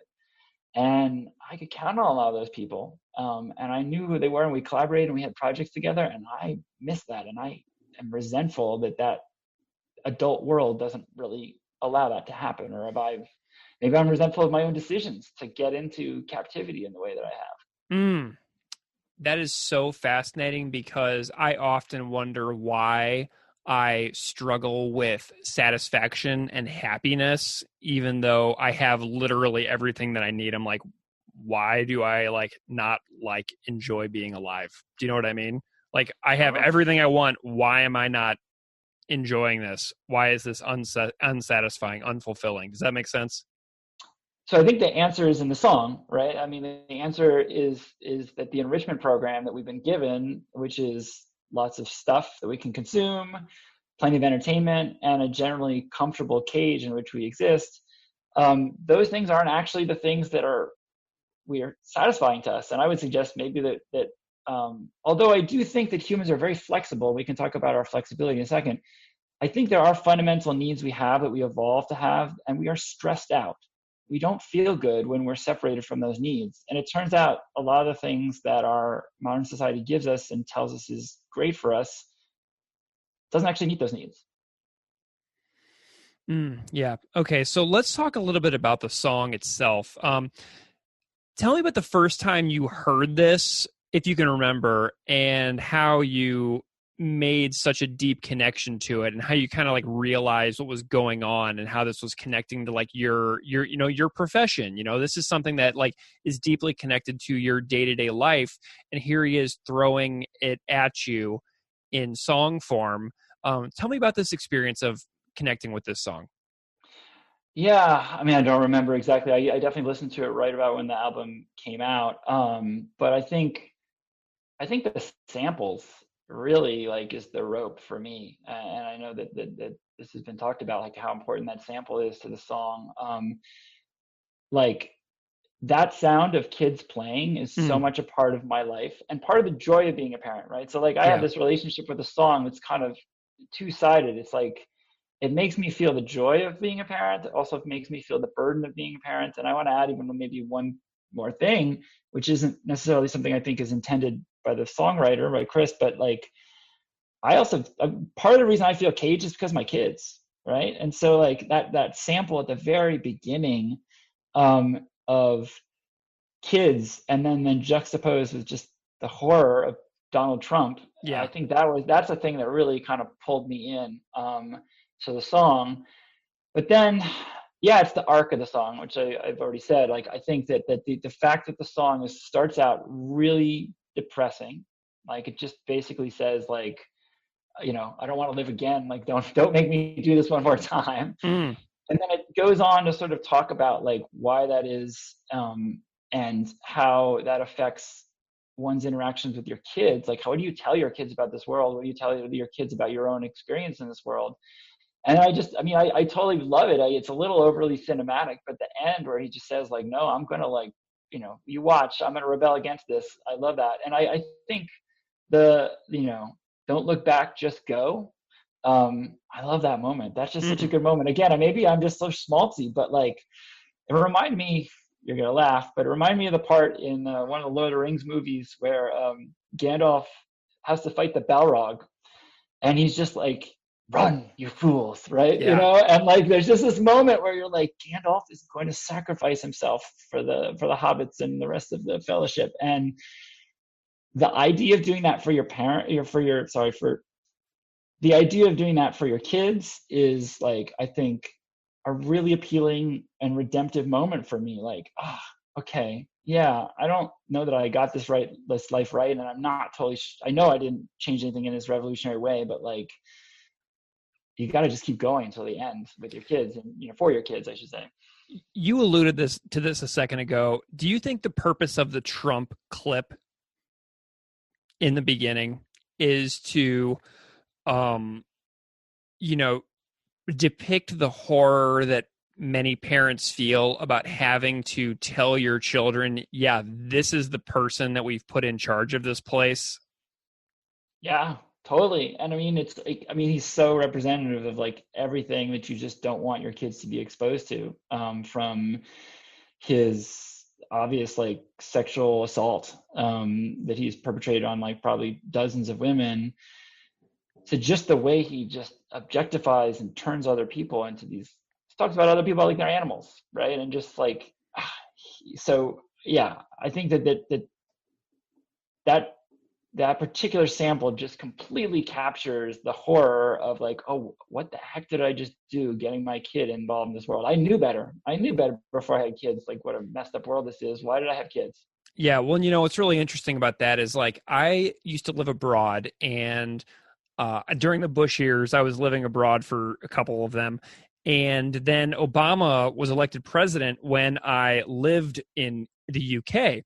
And literally overnight, my students in my classroom started speaking to me differently. They're like, oh, yeah, Obama's in charge of the U.S. now. Yeah, America. And like I watched an international group of students of mine literally change overnight how they talked about the place that I was from. And I was their teacher in front of the classroom. And then I was living in Canada for a while. And then in 2011, I was like, okay, maybe I'll go back now. Things seem to be normalizing a little bit. And then I was able to vote in the U.S. for Obama's the 2012 election. And then I had a daughter in 2013. And then and I'm not over here, I am definitely not an ideologue, woohoo Obama all the way. I have plenty of critiques of Obama and his years in office. But then I bring a child into this world, which is careening towards climate catastrophe with every passing moment. And I did that knowingly. And I was like, I'm going to have one kid and God help her. Hopefully it's going to be okay. And then we do this thing in 2016, and I'm like, oh my God, why did I have this kid? This kid is now in this world that is just going to keep careening even more drastically, all of a sudden. And then I doubted all of my decisions to even have children in the first place, because I was like, oh, it looks like human beings are hell-bent on making this place as bad as it can possibly be. Let's just ram the school bus straight into the brick wall. Yeah, no, and I mean, of course, Donald Trump is just emblematic of things that have been going on for a long time. I mean, some of them have come to the surface in some really ugly ways, but yeah, climate change is a good example. I mean, we've known this has been going on for a long time, and at the same time, it's something we haven't done anything about. So that's definitely one of my the things that keep me up at night for sure. Yeah. Do you have any thoughts on? There's a few lines in this song that really stand out to me, and my big standout moment of the song is "Dad, are we gonna die?" Oh, interesting. And I'm wondering if you've ever had a conversation like that with any of your children. Oh yeah, no, my youngest daughter is completely, I think she's over it now, but she went through a complete phase of just she just get in her head that she's gonna die and just be bawling, right? But I think as an evolutionary biologist, this is an interesting thing, because death is such a part of life, and it also is part of death and reproduction is why things change over time, right? So there's kind of an interesting relationship with death when you're an evolutionary biologist, because you sort of, it's it is the process by which things change and happen, which I'm not excited about. I'm not excited about death, but I think it's easier for me to be more zen about death, I think. But yeah, no, I think that's an interesting line. I'm not sure. Well, another thing that really jumps out to me in this song is, so I was thinking a lot about Chris's thoughts of death and how he says, I think my only fear of death is that it may not be the end, that we may be eternal beings and must do all of this again. And I was like, oh, Chris, have you been reading Hindu scripture in the Bhagavad Gita about samsara and reincarnation? Because that is such an interesting line to me as well. And the older I get, and how I mentioned earlier that I have everything I need, but it's happiness eludes me in so many ways. And I'm just so perplexed by that. And then I'm thinking God, do I really that would suck if we were conscious forever. It's just exhausting to even consider that possibility. And Chris is feeling and within Hinduism, that's a major concept. It's an underpinning principle that until you shed your Atman, your internal self, of all karma, you'll be reincarnated forever and ever and ever until you have achieved this perfect karma, and then you are liberated from the cycle of reincarnation in this concept called moksha. And so that was super interesting to me that he included that in the song, about being eternal beings and how he's terrified of that. Yeah, I mean, I wonder if Chris Hanna really even, I think this is more to me like just a device. And the device for me is like, imagine we were eternal beings. How much would that suck? How much this world sucks, given how much this world sucks. Yeah. And that's like a dilemma that apparently people have been wrestling with for thousands of years, because it goes back into some of the oldest written religious scripture that we have in human civilizations. Sure, but I'm gonna confess to being a materialist, and I don't dismiss any of this because I think it could be very important culturally. But as a person who's like very much a materialist, I have a different conception of immortality, and I think it kind of fits with the song. And the conception of immortality I have is what is really immortal for us is two things: genes, right? So like passing on genes, and that's how like things are not immortal. They were not going to last forever, but they last for a good long time by passing on genes. That's how we have a human species. And that's very relevant, obviously, to the making of children.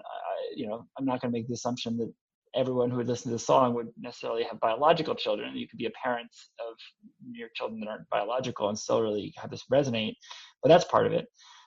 But the other part that's universal to all parents, regardless of your parenting kids that are of your own, sperm and egg, or somebody else's, is culture, right? It's like the passing on of culture. And that also is, I mean, humans have these two evolving systems that are constantly in interaction, co-evolving. And that's exactly what the song is actually about, right? I mean, it asks this question: has the cultural system we've evolved gotten to the point where it's like making our biological, not necessarily survival, because we do survive, but our well-being, like the actual experience of being a biological being, completely miserable, right? And that is feasible, that like, because culture has an advantage. It can go so much faster than genetics. Right? I mean, think about how many generations of culture happen in one generation of like you to your daughter. And so I think the song is really asking that question, like if it, maybe it's not explicit, but just like how far can we push culture? And it's also trying, I think, to say that like we need to think very carefully about what culture we leave. I mean, that's the horror. The horror is leaving your kids to the same culture. And the song tries to sort of seize that back from the jaws of death by imagining that these teeth are not squandered, that we're going to bite back against this culture and change it. And I think, so when I think about the horror of immortality, it's the horror of like, oh my goodness, am I going to live a whole life and then just damn somebody else in the next generation to live through some of the same horrible things that I had to live through? Well, and I also love the fact that you think that the ending of the song is super inspiring, because, Chris talks on his podcast about like, being in his like late 40s and like being like, oh my gosh, is my time out to make it any kind of difference? And I love it that he's like, nope, I'm going to bite back. Like you got it coming for you. Like, I'm not done yet. I'm not down. I'm not out. And I'm still going to fight this. You know what I mean?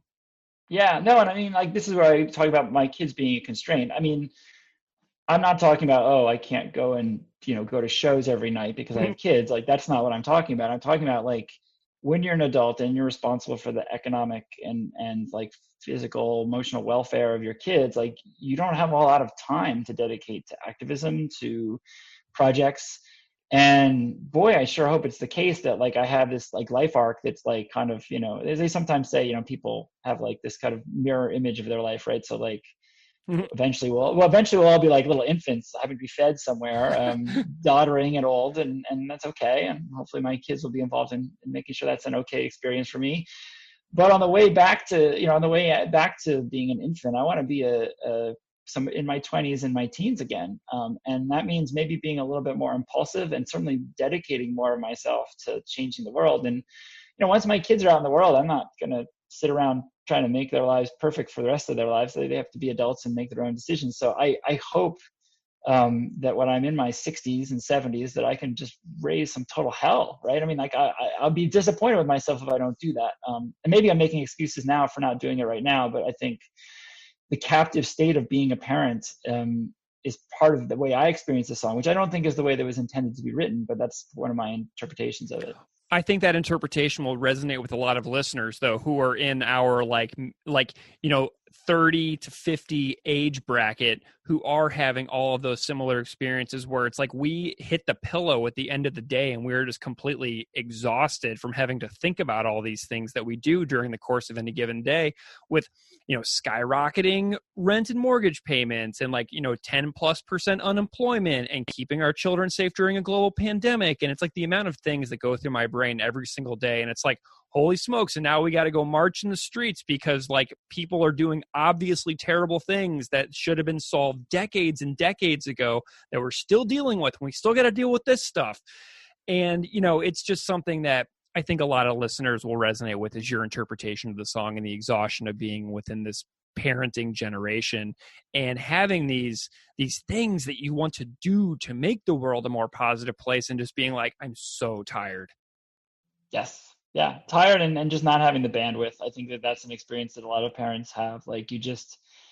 There's emotional bandwidth as well as time, right? If you're putting a lot into your job and you're putting a lot into your kids, the emotional bandwidth because really, how does this work get done? It gets done not by you going in. I know sometimes in Chris Hanna's podcast, he loves to talk about something akin to strapping a bomb to his chest, as he's alluded to in some of the lyrics too. But I think he would agree. And I definitely, from my past organizing experience, this is hard work, actually making change. It involves engaging with a whole community and building a kind of solidarity. It's exhausting. And at the same time, it's exhausting. And it's also probably what makes us feel best. That's the thing that drives me crazy is I feel best when I can do these kind of things. And I just don't have the bandwidth to do them. And part of it is my own decisions of I could have lived in a way that was more separated from the capitalist society, and I probably would have unhandcuffed myself a little bit. Chris, you've also been a musician for a long time, yeah? Well, maybe it's been a while. It has been a while. So my musical years were 1993 to 2003. I was in 5 different bands, all kind of hardcore punk bands, I've come to realize, I still have a drum set over here in the corner. I still have a bass amp. I still have guitars hanging in my office. But I'm not a musician in the way that a lot of my friends are, which is they just love to play music. So what I've come to grips with is that I learned to play guitar and eventually bass as well, so I could be in bands and be involved. So, I enjoy the bands I was in. But that's something I've also lost from being a parent. I stopped being in bands because it just seemed untenable once my first daughter was born. Well, as somebody who has musical performance experience, what do you think about the composition, the performance of this song in general, besides the lyrics, all the other stuff that goes into making a song great, like melody, guitar, bass, drums, composition, anything that springs to mind that stands out to you about Zoochosis? I think a lot of what I like about the song musically has to do with the space that a song actually has. A lot of propaganda songs have very little space, which I love. I love a song that just clobbers you over the head from busy, A to B. Yeah. Think about kind of a lightning bolt song or something like that, where it just crushes you. Tertium non datur with its 10 different riffs that's got going on. Yes, right. So that, I love that. But I think this song just has a lot of breathing room in it, and that breathing room, I think, musically is valuable. I'll confess, I can hear the song in my head, but I don't know if I've thought about its full structure. But yeah, I think it does a really good job of pacing and leading up to the kind of climax at the end. So I like that aspect of it too. Awesome. Well, Chris, this has been such an interesting conversation to talk about the concept of Zoochosis, some of your interpretations of this as a parent while also being a scientist and a professor. It's just such a treat to have you on the show to talk about some ways that your areas of academic expertise intersect with some of your favorite music. It's just so cool to have folks like you on the show to elevate these conversations into a slightly more academic realm, because I feel like a lot of listeners of Propaganda are super interested in the ideas within them and bringing on experts to talk about, these concepts in general and, the history of them and the research behind them. it just takes it to a brand new place. So like, I'm super grateful to you for reaching out, for being interested to talk about this song, and for coming on and sharing your story. Thank you so much. I mean, I'm a punk rock fan first, and then the professorial thing is just a way of making myself useful. Give the masses the benefit of the doubt. It's just a democratic process. We'll put this population out. All right, Greg. So what did you like about my chat with Sami? I loved so many things that Sami said. His energy is so contagious. Yeah. And he is the kind of person that I just like would want to be at a show with. I would want to be around him at a show. He would be the kind of friend that I would look forward to seeing at every show that I went to. And so I really hope that maybe someday you and I get to go see a Propaganda show with Sami Zayn. How cool would that be? We would be like the most popular people in the venue for sure, man. I tell you, as he was talking, like it felt like the Chris Farley show, to where I was super nervous. And even though it's, like our podcast, and I just felt myself relaxing the more he talked. Yeah. Well, and the camaraderie he talked about of like seeing Propaganda shirts in public. I really liked that. I also liked his discussions of growing up Muslim and how not being into music like at first in the beginning of his life, that was so intriguing to me. I loved when he stumped you at the store HMV, because HMV was where I used to buy CDs when I lived in the UK, because there was a mall around the corner from my flat where I lived in Guildford in Surrey in southern England. And I used to pop over to the mall and buy all the stuff on CD from HMV all the time. And what was another thing that was really cool is that Sami saw such a recent show of Propagandies. I was so jealous because I haven't actually seen them, I think, since Failed States. I just think that it hasn't worked out for me to see them in that amount of time. So another thing that really jumped out at me was Sami talking about his social media engagement. Yeah. And how he's got so many things to say, but that he finds himself like typing out all this stuff and then being like, what's the point? So, that was really interesting. But, it's like he's got all these things to say, but it kind of reminds me of like in Cop Just Out of Frame, where it's like, who do I think I'm fooling? You know what I mean? Yeah. So, and then he went into a story about the mobile medical clinics, and I'm like, go Sami, man, that's awesome. So he was really, really cool because he's like questioning his own ability to be effective with this platform that he has, and he's doubting himself, but then he goes out and does this amazing thing. So it was just so cool to hear about that. I also really like how Sami is drawn to the self-reflective songs of Propaganda, and how he mentioned it's like a marriage between like social political commentary and self-reflection. And I completely agree. Like, those are the songs that as I age, as I careen towards middle age, those are the ones that draw me in also. So I was super pumped with your interview with Sami. I thought it was fantastic, and I love listening to it. Yeah, so be sure to check out Sami for Syria. We'll include a link. And, one thing I think that we definitely like to see is, obviously people taking action and doing and creating and building and, being involved in the world in a meaningful way. So if you can give a little money, be sure to, say thanks to him and us for this episode by helping them out. Absolutely. So should we go ahead and dive into the lyrics for the Adventures in Zoochosis portion of our episode? Let's talk about it. Cool. So this song has like an incredible plot. You know what I mean? In this song, like there is like, to me, there's like a storyline and an arc, but it's all done in just 234 words. And this song to me has the greatest cosmic questions of the universe. Like, what comes next? It has like this desire to stay alive as long as possible, while also recognizing that much of life is wasted and, procrastinated away. It's also super hopeful that those who come after us can possibly do better. Yeah. You know, the song opens up with the children laughing, and I still remember the first time I heard this, and it has stuck with me every day since, because we were already into the Trump presidency. So it goes from the children laughing to that disgusting Access Hollywood tape that came out just before the election. And then it goes into the despicable "Build the Wall" chant. Yeah. It's such a severe range of emotion that occurs in that introduction, just based on sound clips. Whiplash.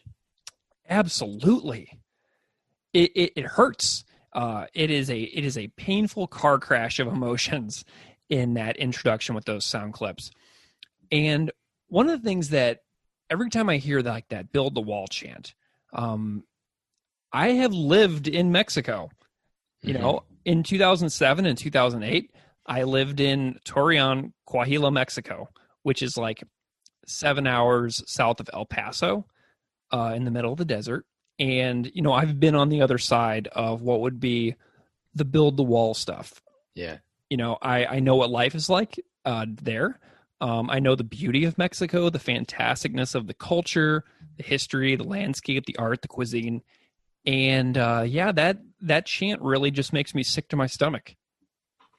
Yeah, the lyrics right out of the gate, for me, it's hard to have hope, despite constantly being fed these narratives of progress. Like there's this upward arc of history, whether that's like the Steven Pinkers of the world arguing that science and reason are going to save us, or the Fukuyamas trumpeting that liberal democracy is going to save us. Well, climate change and, U.S. electoral politics right now seem to argue otherwise. And I want to believe that people will make the best decisions. But I got to say, Greg, in the middle of a pandemic, in the middle of the election year, my faith is kind of shot. And the fires, the catastrophic fires. Right. Yeah. We've also had multiple severe hurricanes hit the Gulf Coast in the southern U.S. The amount of tropical storms and hurricanes that have been in the Atlantic and the Gulf have gone all the way through the alphabet. Like they've run out of letters for hurricanes this season. It is a spiraling cycle of careening catastrophes, let alone the fact that 50,000 Americans are still getting sick per day and roughly 1,000 are dying per day directly from COVID or COVID on top of pre-existing conditions. It is watching a train wreck in slow motion, except for the train seems pretty darn fast, Yeah. And, I keep thinking back to when I was a kid and this fear of death, thinking what'll happen, and then really focusing on that and almost having this constant thought and wish of living forever. And, the next line, I think my only fear of death is that it may not be the end, that we may be eternal beings and must do all of this again. Oh, please, God, let no such thing be true. And that just, geez, what an awful plea. And I kind of thought back to that. If you remember Rocco's Basilisk, it was like a thought experiment that went viral a few years ago about this all-powerful AI that would torture anyone who would imagine this AI were possible, but didn't bring it into existence. Which everyone was talking about this, and I was like, yeah, either I'm not smart enough to get it, or I don't know. It didn't make sense to me. But this thought experiment of going through all of this and then doing it again, I don't know. That kind of leaves a little bit of a pit in my stomach, and it also kind of, to me, smacks of kind of some religion here. And I was curious what you thought, since that's also your interest. Yeah. The idea that there could be something after this lifetime no matter Mhm. how unlikely that may be. That is something that I'm also afraid of. I'm not a religious person, but religion fascinates me. And if anybody wishes to hear me expound on religion for 175 hours, oh boy, you can find that on the Classical Ideas podcast, which I've been doing for the last 3 years. But for all intents and purposes, I don't personally believe in an afterlife, and I'm completely fine with that. Like, it doesn't keep me up at night. But, you know, the older I get, the more that comforts me that it would be lights out at the end, because I don't want this to go on forever. You know what I mean? So spiritually, I take sort of like a Buddhist, Taoist, Baha'i view of the world. So like if we think about like Baha'i, my Baha'i friends have always told me that if a God exists, I'd prefer that God be the one who allows scientific development to make the world a better place.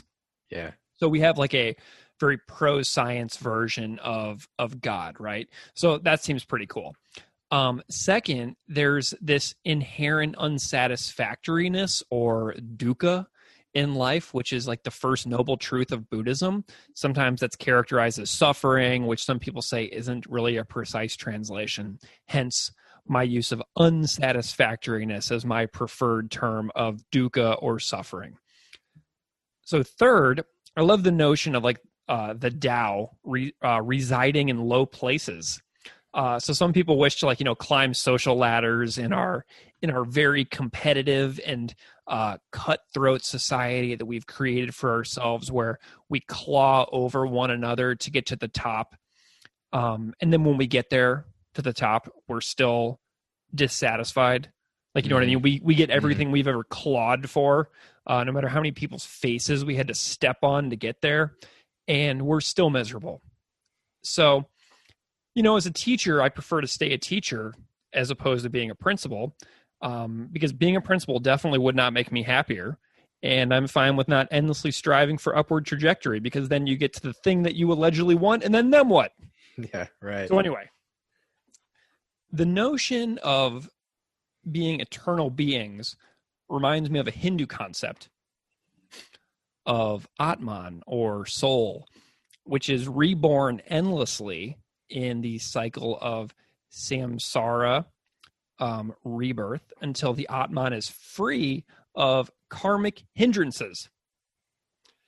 So when Chris is talking about eternal beings doing this all again, you basically do it on an infinite loop, lifetime after lifetime after lifetime, until you have freed your Atman of all karma, right? So it's pretty heavy. And on bad days, like when I'm really tired of being alive, I actually have asked myself, oh God, what if the Hindus are correct? And this has totally jacked up my life I'm living right now. Oh, like, what if this is like step 100? Like, what if this life I'm living right now is like my 100th lifetime with this Atman, and there are a million more of those to come? And I'm like, oh God, no. What if I'm only just beginning my karmic journey? It's totally petrifying. So anyway, so samsara is the continuous cycle of life, death, and reincarnation envisioned in Hinduism and other Indian religions. So if you want to look more into that, you definitely should. But the goal of Hinduism at the end of the samsara cycle is moksha, which is liberation from samsara. That's when you get lights out, man. When your karma is gone, when you have eliminated all karma, that's when it's lights out. So Chris in the song is talking about hoping that it's lights out, but he may have a million more cycles to go under the notion of samsara within Hinduism. So it's pretty wild, man. It's pretty heavy. Yeah, and thinking like, well, why wouldn't you want to do it again? Or, looking at the next couple lines, and it says, though I suspect that if I slink back to my enclosure, safe and warm and adequately lit, sufficiently plumbed and ventilated. Oh, it's so good. Let's just say I would not shake a stick. And if pressed, I'll admit I'm ecstatic about the enrichment programs implemented to extend our captive lifespans. I'm excited to see what our keepers have planned. I think Chris has the best use of exclamation marks in all of like punk and metal. Perhaps a bigger cage, longer chains, some compelling novel reason to remain. Like this metaphor here is so powerful, and it combines, I think, the band's stance on animal rights throughout their career, coupled with like their questioning of power throughout, you know, their discography. You have like these two ideas kind of connected together. And I think it's safe to say that, you know, power doesn't seem to like emanate from any single individual, elected official or otherwise. And, you know, like Chris sings into people's history, power still calls all the shots. And those elected officials are beholden to the investors and corporations and dark money. But I think Chris here kind of sounds more like Michel Foucault than, say, like Chomsky on Let's Talk More Rock. So, you know, our listeners may be familiar with Jeremy Bentham's idea of like the panopticon, right? This superstructure system. It could be like a hospital or a prison where all of the inmates can be seen by a single person, a single guard. And because they'd never know when they were being surveilled, they were always be surveilled, and therefore they would police each other and each other's behavior. Well, Foucault applied this idea of the panopticon as a metaphor for society, arguing that the main purpose of power is to train people. And in our case, for like people to conform to the rules and expectations of society through this like three-pronged system that fits every part of our life. Like Chris is saying with the enrichment programs, we're given enough freedom to not know we're not actually free, that the chain is kind of long enough so we don't feel like prisoners. So we'll willingly, you know, comply at work or in our community or whatever. Like, you know, there's like hierarchical observation where everybody is actually watching everyone else, pressuring everyone to fit this normalized standard, which takes us to the next part, which is normalizing judgment. You know, what makes a good employee or a good man or a good American? And then there's the examination. Well, like actually determining how well do we fit these standards that other people have set for us. And, you know, I'm not like a philosophy guy, so I can't sit and talk about these ideas at great extent, but just think about how those three elements apply to work, school, interactions with your family, the scenes that we're involved in, social media. And I think with that opening chant of like build the wall, we've already imprisoned ourselves. We're already surveilling ourselves. We're closing ourselves off from the rest of the world. And this metaphor just takes on so much more meaning, I think, with that audio sample in the beginning. Oh my God, the idea of building the wall to imprison ourselves from everybody else is really that's very powerful. That's a vivid, powerful thing, because I only want to go as many places as I possibly can and learn the beautiful ways of life and societies from around the world. And here we have another facet of our population who wants the exact opposite, who's like, we have all the answers right here. We're going to build this wall. We're going to imprison ourselves within this square kilometers of this physical piece of landscape. And everybody else needs to just stay out. And we're just building these prisons for ourselves. That's wild. Yeah, and it kind of just takes that idea from Foucault that we're all active participants in maintaining this power structure, but we're also like not only policing each other, we're building the prison itself. Yeah, well, man, and I tell you what, like we totally do police each other, and I'm thinking about ways that I police other people right now. Like I live on a residential street in Buffalo, New York, and it's like a cut-through street, and people drive 50 miles an hour past my house all day, every day, and I've never seen the police pull over anyone. I'm like, for God's sakes, just pull over someone. Make the Yeah. people on my street feel good for once. And like, all I want is to see one person pulled over and get a speeding ticket on my street. And I've been here for 2.5 years and I still haven't seen one. And like, that's me turning into policing all of my fellow citizens and residents of this town. You know what I mean? Yeah. And, I hear Chris saying in the song, look, I was born into this system and I see the cages that we're in, like literal and figurative. And I just hope for something better for my kids because it's too late for me. I'm used to it. Mm-hmm. I've given up too much of myself and my freedom and my humanity in the process of conforming. But maybe they can have more than me, and maybe they could be more free than I was. And man, that just crushes me. And I also think about the enrichment programs as something else too. I think about the enrichment programs as almost like the age-old quest for immortality, sort of like in like the Epic of Gilgamesh or something, where like death and dying equals pain and sadness for oneself or others. So living a long time allegedly equals happiness and contentment because I feel like the goal is to live a long time, right? Mm-hmm. Doesn't really matter about the quality of that time as long as you lived a long life. You're here a long time. You know what I mean? So this is like a confusing proposition because so much of our lives we spend in a state of pretending that we'll live forever, and we zone out, we waste time, we procrastinate, and other things that aren't making like the most of life and what is important. So think about how much time. So this is for all the listeners out there. Think of how much time you wasted today. An hour, 4 hours.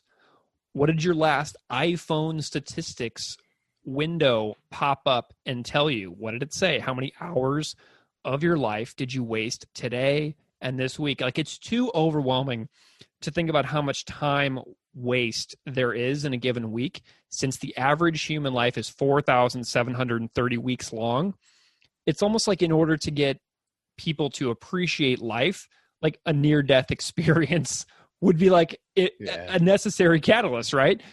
Otherwise, it seems that most people are perfectly content to while away, waste huge chunks of their lives that they'll never get back.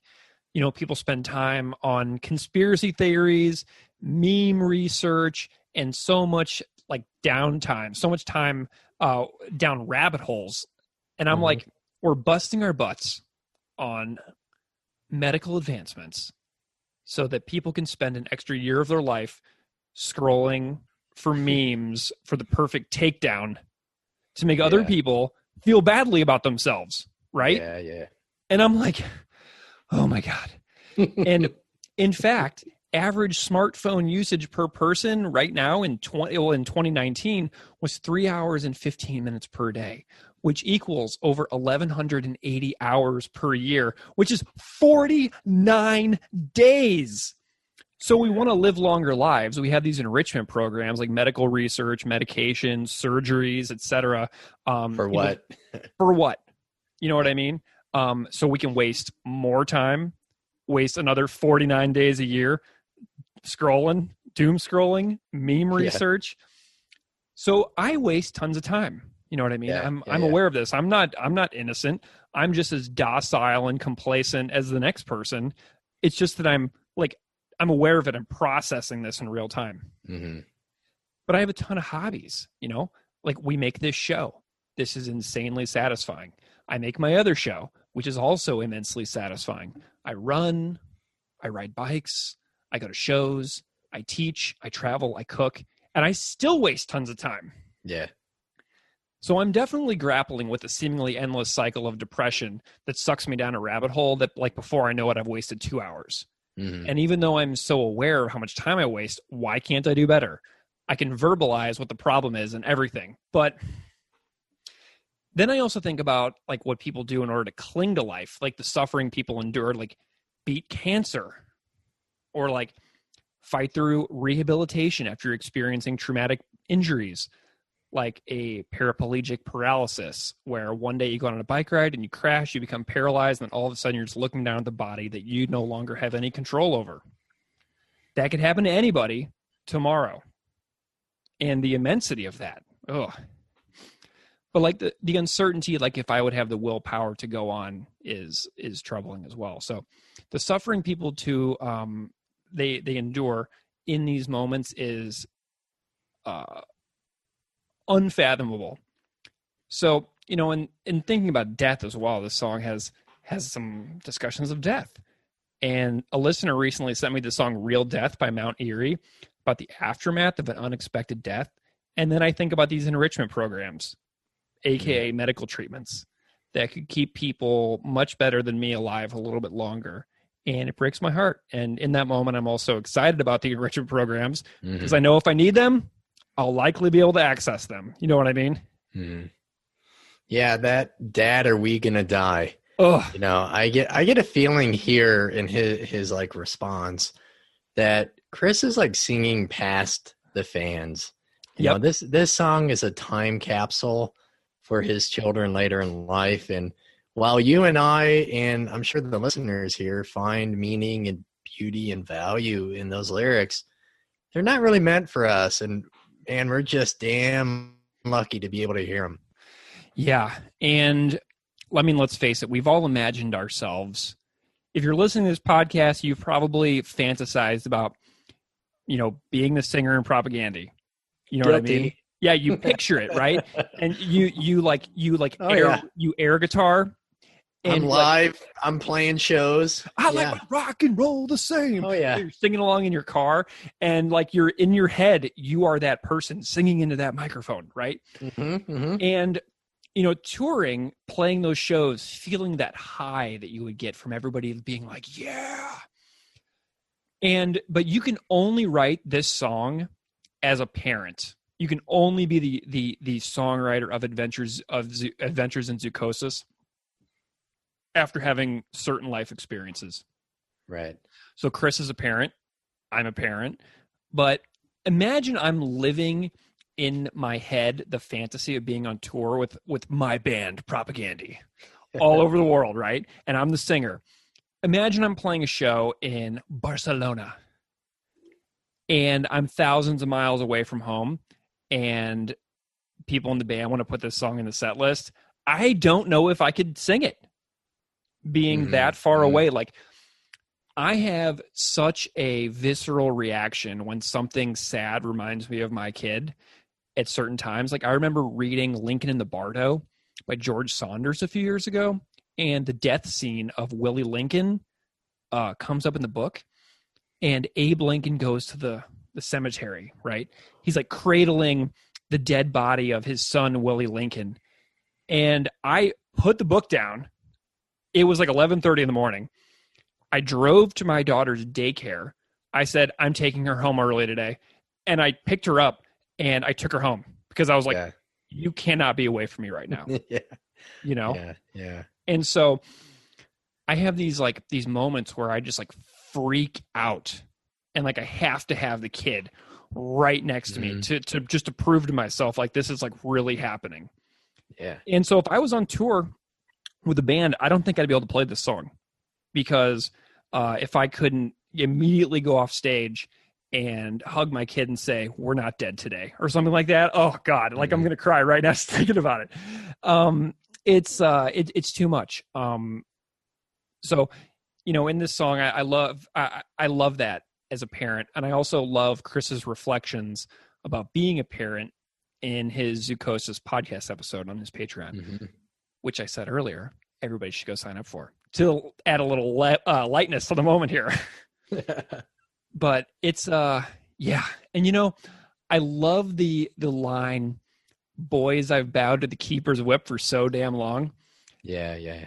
And if anybody out there is a good, like, country singer, like a country and western singer, I think this song could be such an intriguing acoustic country rendition. Like, listen to this.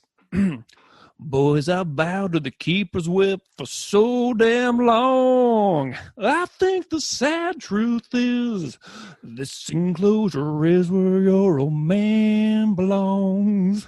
You know what I mean? Like, I was whoa, dude, I would love to see like a rendition of like a super stripped down like country rendition. And I'm thinking about like a voice as well, like Orville Peck or something like that. Yeah. And nobody can sing like Orville Peck, but that's what I'm envisioning is like a country rendition, like boys, I bowed to keep its whip for so damn long. And I'm like, yeah, let's do some dancing here. It's funny you mentioned playing this live. When I saw them last in Chicago, they did.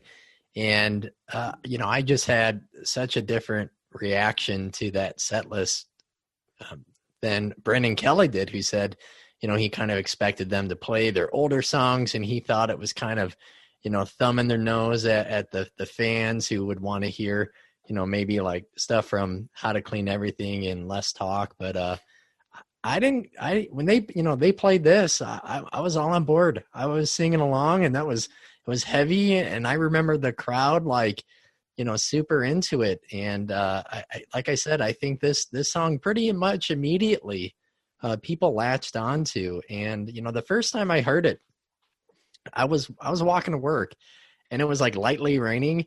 And this part here, like where he says, I'll sink my squandered teeth, you grab your little brother's hand. It knocked the wind out of me. And, I don't have kids, and I struggle with how rotten and selfish and self-destructive enough of humanity. I won't say most or much. I don't know. It's just enough of people, how it's enough people to spoil it for the rest of us, and how I'd manage that as a parent on top of everything else. So I can't really speak as a parent, but as a teacher, I do feel like conformity is written into lesson plans and academic standards. And I get so little time with my students, a year to promote critical thinking and to model transferable skills. And it seems like I have really just a short amount of time in my class.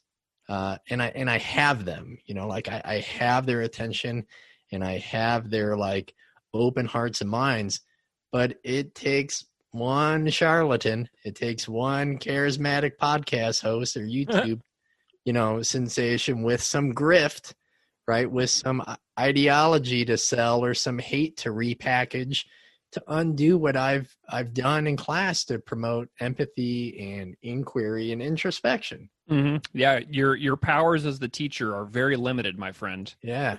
It's pretty surreal.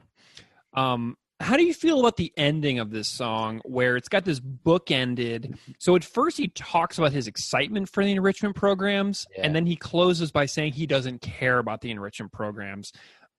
Tell me what you thought about that. It's like, because like the attention shifts then to the kids, like, I'll be fine. But now thinking and singing to the kids here, like, I don't care about that. I really thought this last lyric was like a quasi manifesto. When he says like, motherfucker gonna get a load of what I got planned. I was convinced we were going to see Chris Hanna like on the 6 o'clock news, and his name would be, I'm like, what is he planning or doing, And so then I also thought, like, is this a swan song? Like, is this it? I was then later convinced that that's it. There's nothing else for this band to say. And I thought that they would not release another album after this.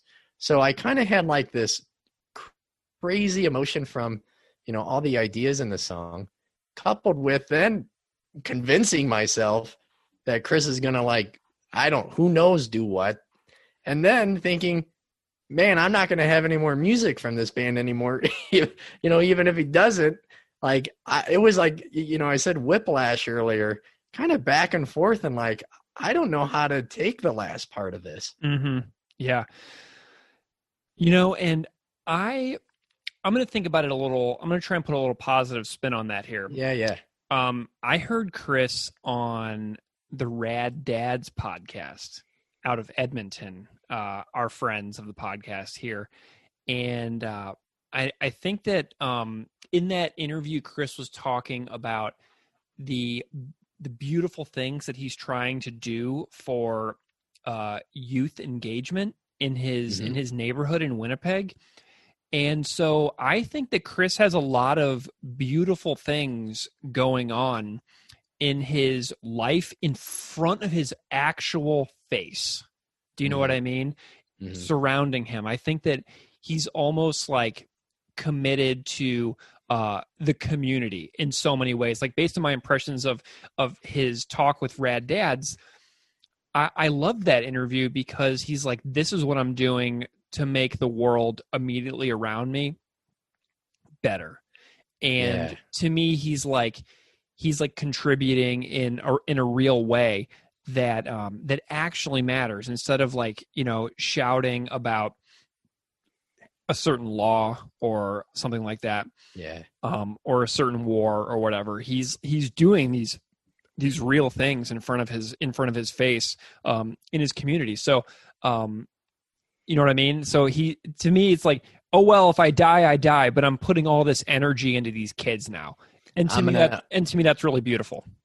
I'm going to undermine your power and authority by doing what's right with these and showing these kids or showing my community, you know, something positive. Like, yeah, no, that's better. And I hope that's the case. Yeah. Yeah. And I feel like I can take away something really, really far more meaningful and admirable.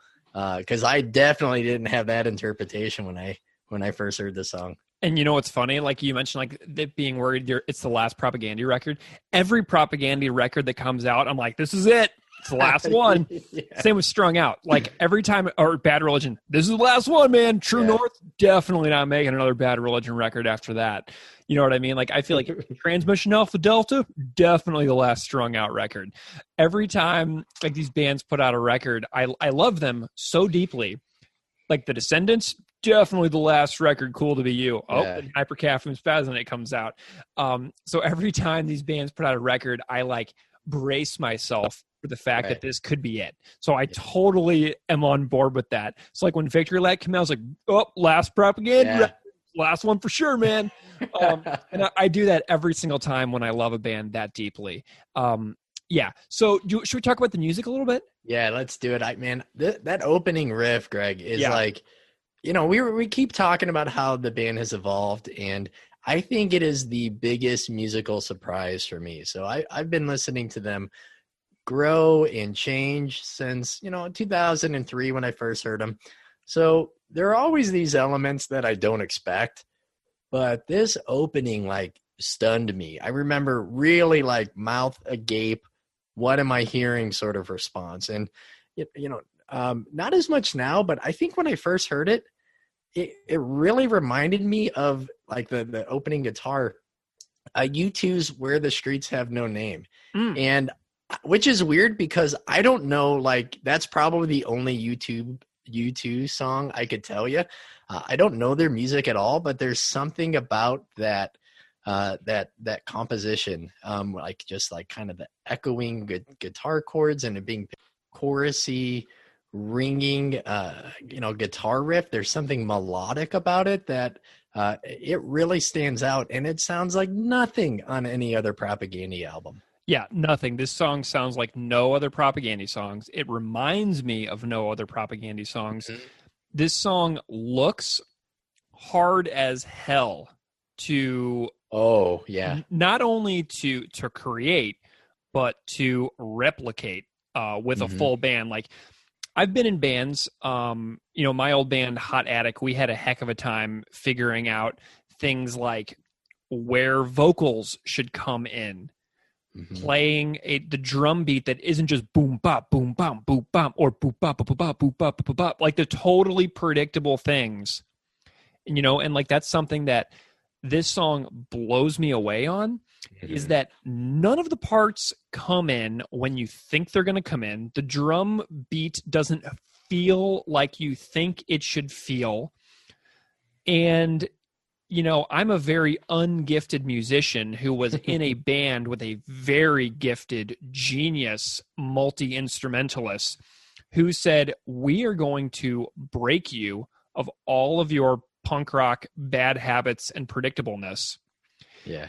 And to me, this song does that for Propaganda. It breaks all of the predictable punk rock, predictable tropes and things that you've heard a gazillion times.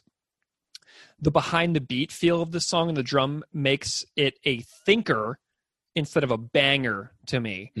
It's an odd feeling song where it takes work for me to get into the music for me, because it isn't like a naturally toe tappy one for me. Like I go to shows and like I bounce one of my legs. You know, I'm standing in a crowd and like I'm like feverishly bouncing one of my legs along with the beat. And this isn't one that I feel like I'd be able to do that with. Like I wouldn't be able to I wouldn't be able to physically groove with this song like I could something like Back to the Motor League. Do you know what I mean? Right. Because the drums feel completely different than every other Propaganda song. And it's hard to explain, but if I saw them play this live without hearing this song first a bunch of times on the record, I think I would have a hard time being in the groove of this song itself performed live. And furthermore, this drum beat is super tough. I kind of suck at drums, but I can play a little bit, and this thing is hard. I kept getting ahead on it when I was trying to play it. It reminds me when we were writing songs with my old bandmates, wouldn't let me play the totally predictable beat that I wanted to play.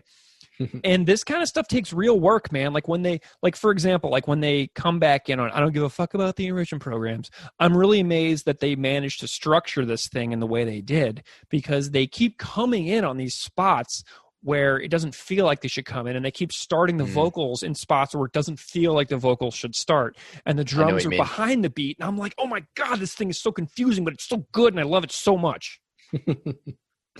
Yeah, and geez, the contrast with the Hollywood Access Hollywood? Yeah, Access Hollywood.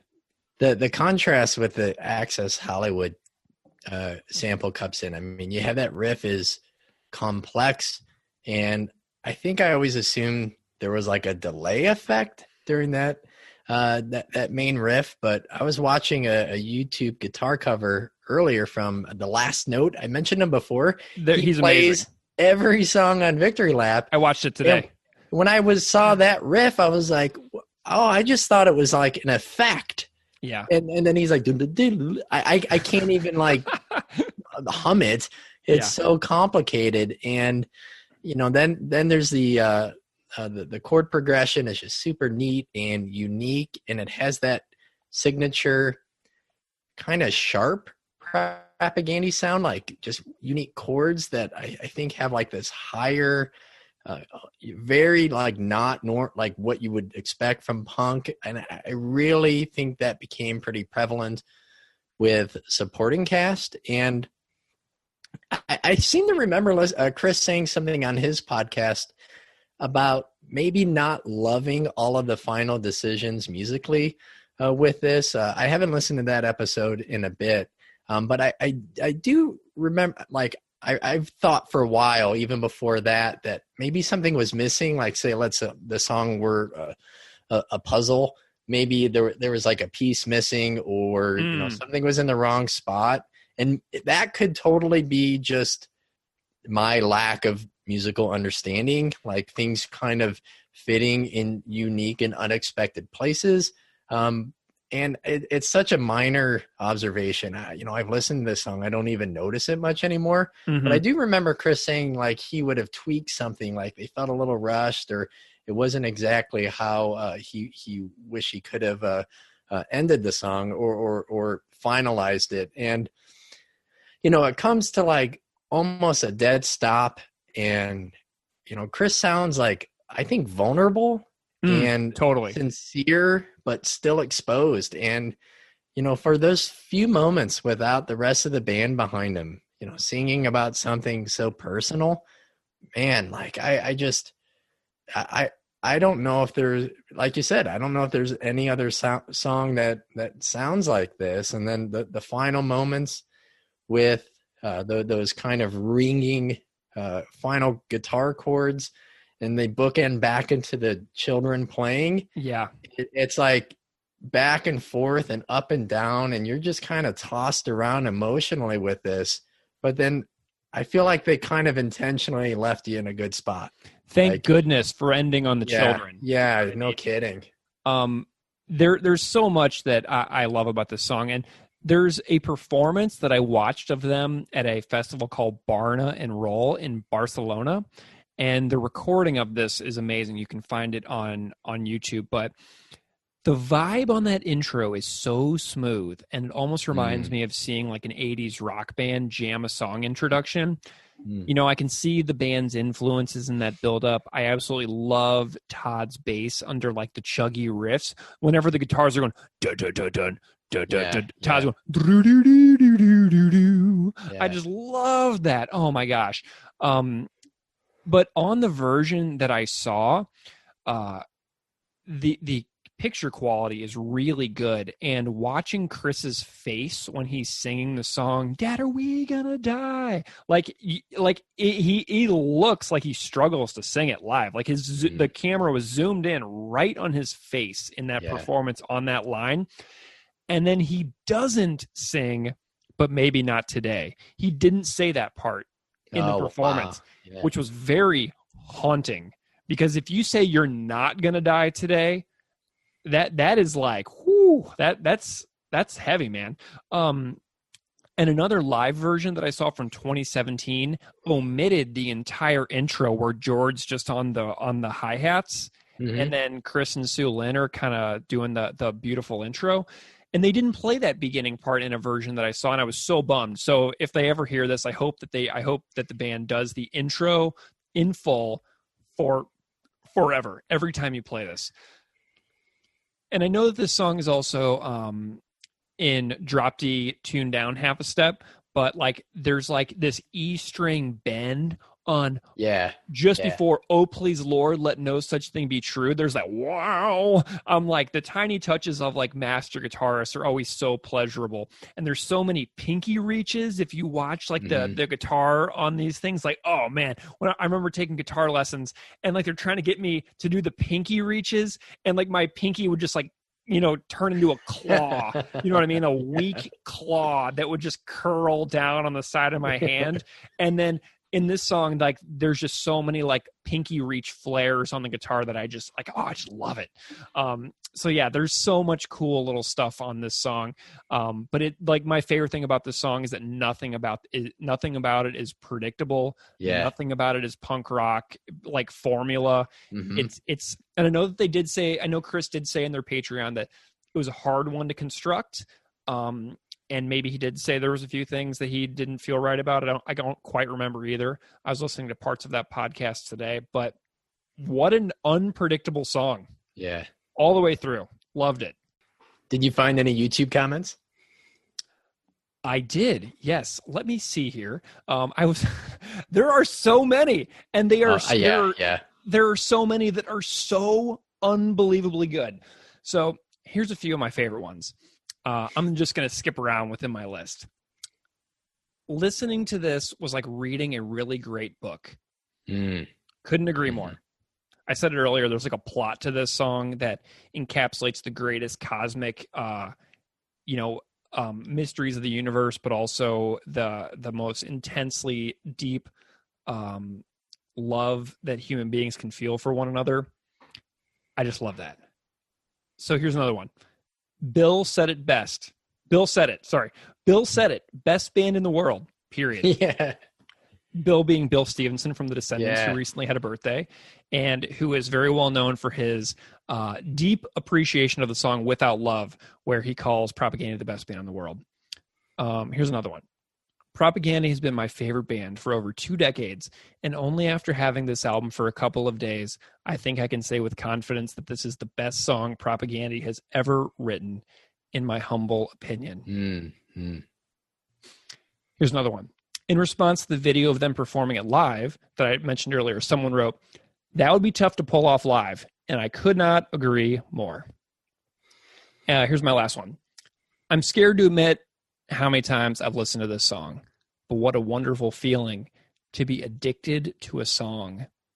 The music, lyrics, and especially the vocal phrasing, completely amazing.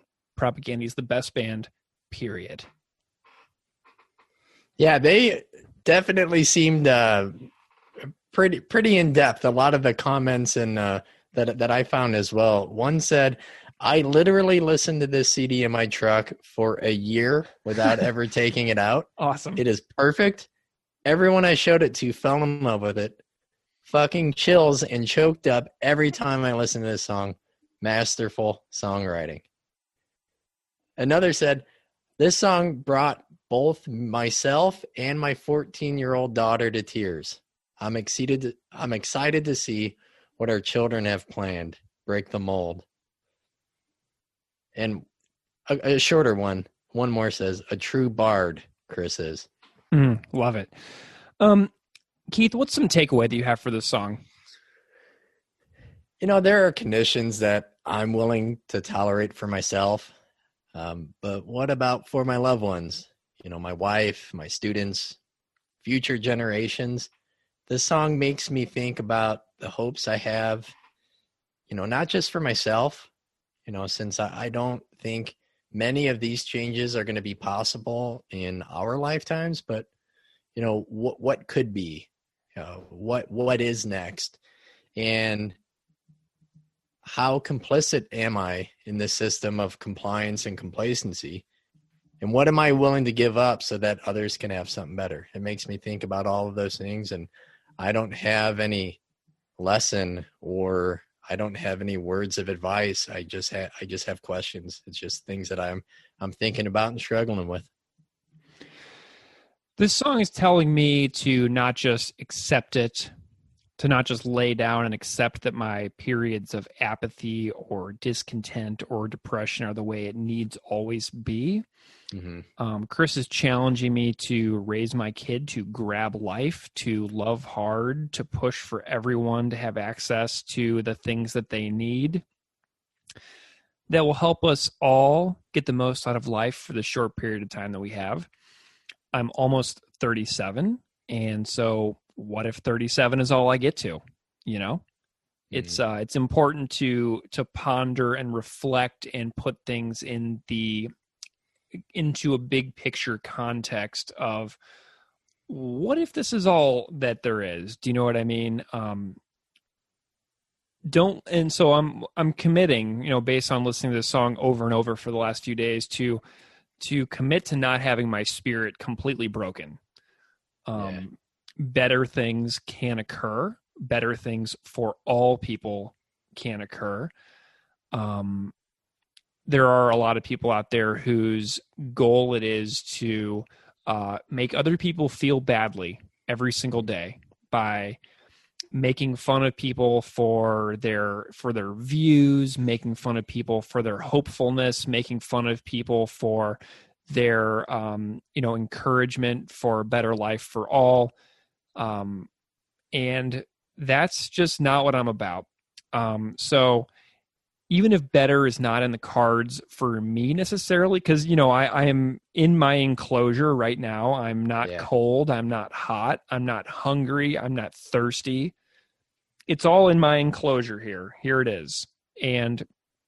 But even though I have my enclosure, I still have a spirit that I can latch onto to try to make things better. So even if things don't really get super tons better for everybody within the course of my lifetime, it's incremental, and I believe that it can be. So I'm not going to let my spirit be crushed. I am going to keep trying to make things better. You want to go ahead and rate this bad boy? I know what you're going to rate it. Can't help it. Yeah, this is such a dynamic and complex song, on top of lyrics that I think anyone struggling with the news or just existence would relate to. You don't have to like punk or metal to connect with Zoochosis. And seeing the massive response to this online, live, in concert is reassuring that I'm not insane. I'm not alone. I stand with probably most other Propaganda fans in that I'm giving this a 5 out of 5. Can I give it a 10 out of 5? I'll allow it. Remember when I gave Ska Sucks like a 0.5 out of 5? Yeah. Can I give Can you this? take that leftover? Exactly. Yeah, exactly. Yeah. Perfect song. Absolutely love it. And I am just so grateful that this song exists to see me through my early parenting journey. Couldn't have come at a better time for me. Kid was born in 2013, and this song hit me in 2017. And, right as my child was like really getting into like exploring the world and just having her mind blown all the time, getting ready to start school, having like tons of great preschool friends, it just hit me right at the perfect time. So love it. Love everything about it. So that is our chat on Adventures in Zoochosis from Victory Lap. Hope you enjoyed our conversations with Sami, Zayn, and Dr. Chris Jensen. Thank you so much to both of you for taking time out of your lives to appear on our show to talk about this incredible song and your fandom of Propagandy. If you would like to follow us on social media, you can find us on Twitter at PropagandyPod or on Instagram at PropagandyPod. We love hearing from you. If you want to drop us a line, you can reach us at propagandypod@gmail.com. Thank you so much for listening, and we'll see you next time. I'm excited to see what our keepers have planned.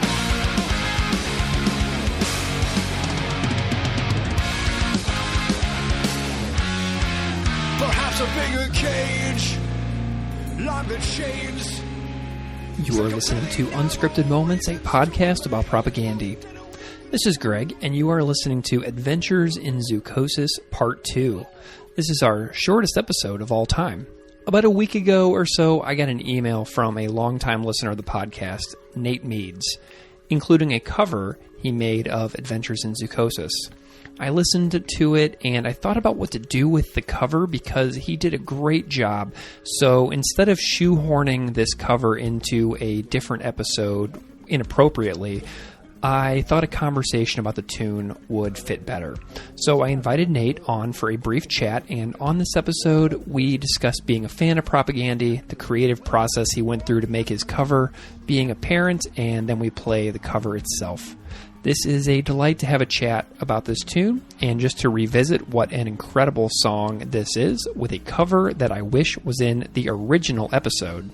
If you want to go check out the original episode with Sami, Zayn and Dr. Christopher Jensen, you can find that as episode 21.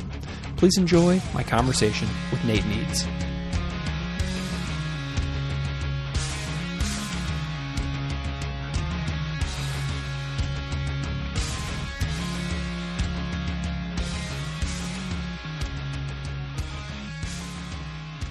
Nate Meads, welcome to Unscripted Moments, a podcast about Propagandy. Thanks for having me. Nate, I'm delighted that you're here. And, I'm wondering if we can just start off by having you introduce yourself a little bit to the audience, however you see fit. My name is Nate Meads. I live in Chicago. I've been living here 20-some years with my wife and our kids. I'm a loving father of 2. Awesome. And up through until like pandemic, I was working in kitchens and a pastry chef. I play in a band called Kitchen Experiment, and it's Kitchen Experiment as a band and Kitchen Experiment as solo. And that's about it. Nate, tell me a little bit about your backstory. How'd you get into music, playing punk rock, finding Propagandy, all that stuff? Tell me a little bit of a backstory for you.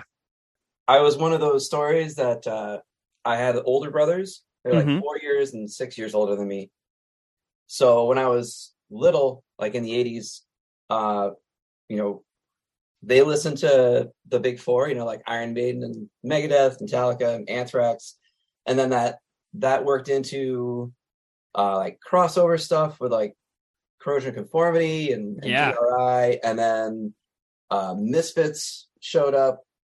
I also have the same story that many other punk kids have. Well, like older brother was, where he's listening to Misfits, and then they're playing. It's like Where Eagles Dare. Yeah. My dad opens the door and says, "I want this out of my house right now." Like I feel like a million people have that story. Oh yeah, for sure. But yeah, and like Descendants showed up, and that's like that grabbed onto me. I grabbed onto that just like that. It was relatable for me. Not that I had any of the same issues that they did, but it was, you're a little kid and it's like, yeah, I'm not a cool guy either, Yeah. Then, started skateboarding with my friends, skate punk and stuff like Fire Hose and Bad Brains and Bad Religion. And Bad Religion was a big thing where it like challenged the beliefs that I was raised with. I was raised like in a Christian home. It's like very conservative town, it felt like to me. Man, shout out to Fire Hose too. I used to listen to Fly in the Flannel so much, and oh my gosh, that band is so criminally overlooked. So I am just gonna go ahead and put a pin in there. And the fact that you said Fire Hose on this podcast, I am really pumped. What about Propaganda? Where do they factor into the story for you? Sometime towards the end of high school, so around 94. Well, I guess whenever Survival of the Fattest came out, that's when but that whole comp was good. Yeah. So it wasn't like I wasn't going out to buy every album on that. And so I kind of slept on it for a while. And then when Live Fat, Die Young, that one had I think it had War is Peace. Yeah. It was like the revamp of Fine Day, I believe. That makes sense to me because I was like, I don't find anywhere else, but it was like, this song's rad. And then when Back to the Motor League showed up on the following one, I was like, okay, well, I guess these guys can write more than one good song. And so like got that album. Across like the entire discography, do you have like favorite stuff by Propaganda? What's your kind of like your go-tos? I got Today's Empires right, and that's rad. My wife, after that, picked up How to Clean Everything. Yeah. So I was like, oh, this will be great. That was not my deal. Huh. Interesting. Not at all. I was like, this is, I mean, I get it, but it's like, it didn't hit me in the same way. Interesting. So I slept on them for a while. And then a buddy told me about Failed States when that was coming out. I was like, holy crap, this is good. Yeah. And then Victory Lap, that blew it all out. It was like, this is insane. I love it. So like, I want to say like, oh, my favorite is going to be the next stuff, but I don't want to jinx it. Nate, we're going to hear something special right now. A few days back, you sent me an email kind of out of the blue. You sent me a cover of you performing Adventures in Zoochosis. I want to play that for the listeners, and then we're going to go ahead and have a chat about it, okay? So we're going to go ahead and play your cover, and then we'll have a chat about what you've done here, okay? Sounds great. All right, let's do it. Let's hear Nate Meads performing Adventures in Zoochosis.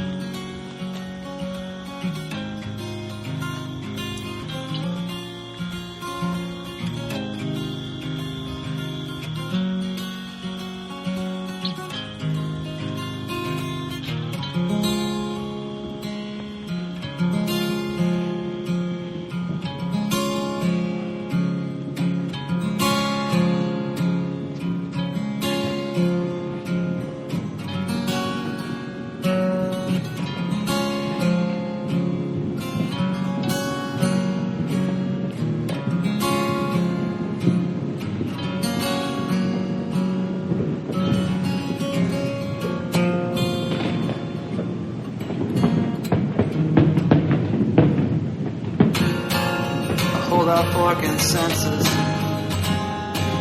give the masses the benefit of the doubt. Insist this democratic process, bear this population out. Think my only fear in death, it may not be the end, that we may be eternal beings.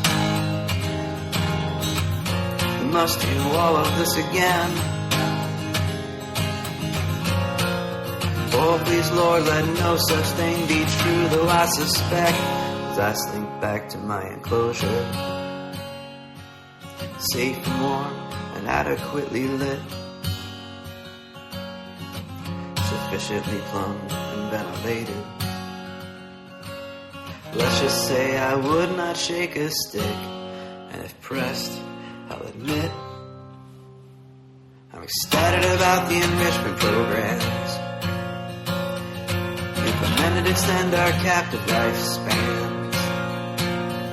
I'm excited to see what our keepers have planned. Perhaps a bigger cage, longer chains, some compelling novel reasons to remain. Dad, are we gonna die? Yes, son, both you and I. Maybe not today, boys. Bowed to the keeper's whip for so damn long. Think the sad truth is, this enclosure's where your old man belongs. But you, your hearts are pure when the operant conditioners come to break you in. I'll sink my squandered teeth. You grab your little brother's hand, run like the wind. And if I'm not there, don't look back, just go. I don't give a fuck about the enrichment programs implemented to extend our captive lifespan.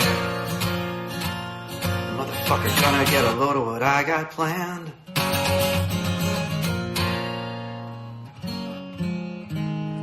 So for me, a wet fart feels like kind of like peeled off, and like it feels really weird. Also, my eye feels better, and it's like. I want to hear the cover or the story behind this cover told by you, because I love this cover and I decided that we were going to do an Adventures in Zoochosis mini episode based solely on the fact that you turned this into me. And I wanted to make sure that it got appropriate attention on the podcast. So can you tell me the story of creating this cover? And I'm just, excited to hear about it. That's funny. It's like I turned in a paper like a year and a half late. Yeah, seriously. It was just delightful. I couldn't have been more delighted that this happened. All right, so listen to that episode, and I'd already been, that album's super rad. So and that song particularly was meaningful. So when you said that, I was like, well, maybe I'll try it. I don't know. I think you had talked about somebody singing it with like a country. Yeah. It's supposed to be like. Yeah. And I was like, well, when I play on my own, it kind of sounds a little bit-ish like that. So, and then it was like, all right, well, just do a Google search on how to play it. And interesting, there's a capo on the first fret. Mm-hmm. So when I saw that, I thought, wow, these guys are pretty mature. I don't know why, but using a capo to me means like, oh, you're a bit more mature than just your other standard guys. Yeah. So since I knew the song in my head and I had to listen to it to like try and play along with it, I realized like there's no way I can like play it how they play it. Not exactly, because it's much more technical and much more intricate. Mm-hmm. And so I just went towards like the basic, like kind of not dumbed it down, but kind of smoothed out the edges. Yeah. Yeah. And just started playing along with it, singing along with it. And just put the phone in front of me and recorded it. And then it kind of sat on my computer for about a year. I don't know. It was a long time. Yeah. And like a few weeks ago, I just looked at it. I was like, well, I guess I'll just send it. It would be funny if I sent it. I'll send it. Yeah. That was that. Awesome. But it goes, there's some unique characteristics in your version in the form of sound clips that you inserted into it, and the editing that you went into, it was not just a straight up like recording it into your phone. I mean, you did a little more work to it, and I'm wondering if you can tell me a little bit of the story about your sound clips and things like that you use, because the sound clips in the original version are super important, and I want to hear about yours because you took it a little different direction. That's right. I forgot I did those.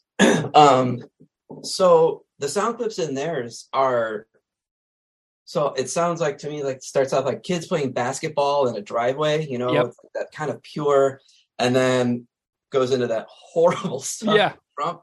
Yeah. And, ends kind of back on that high note.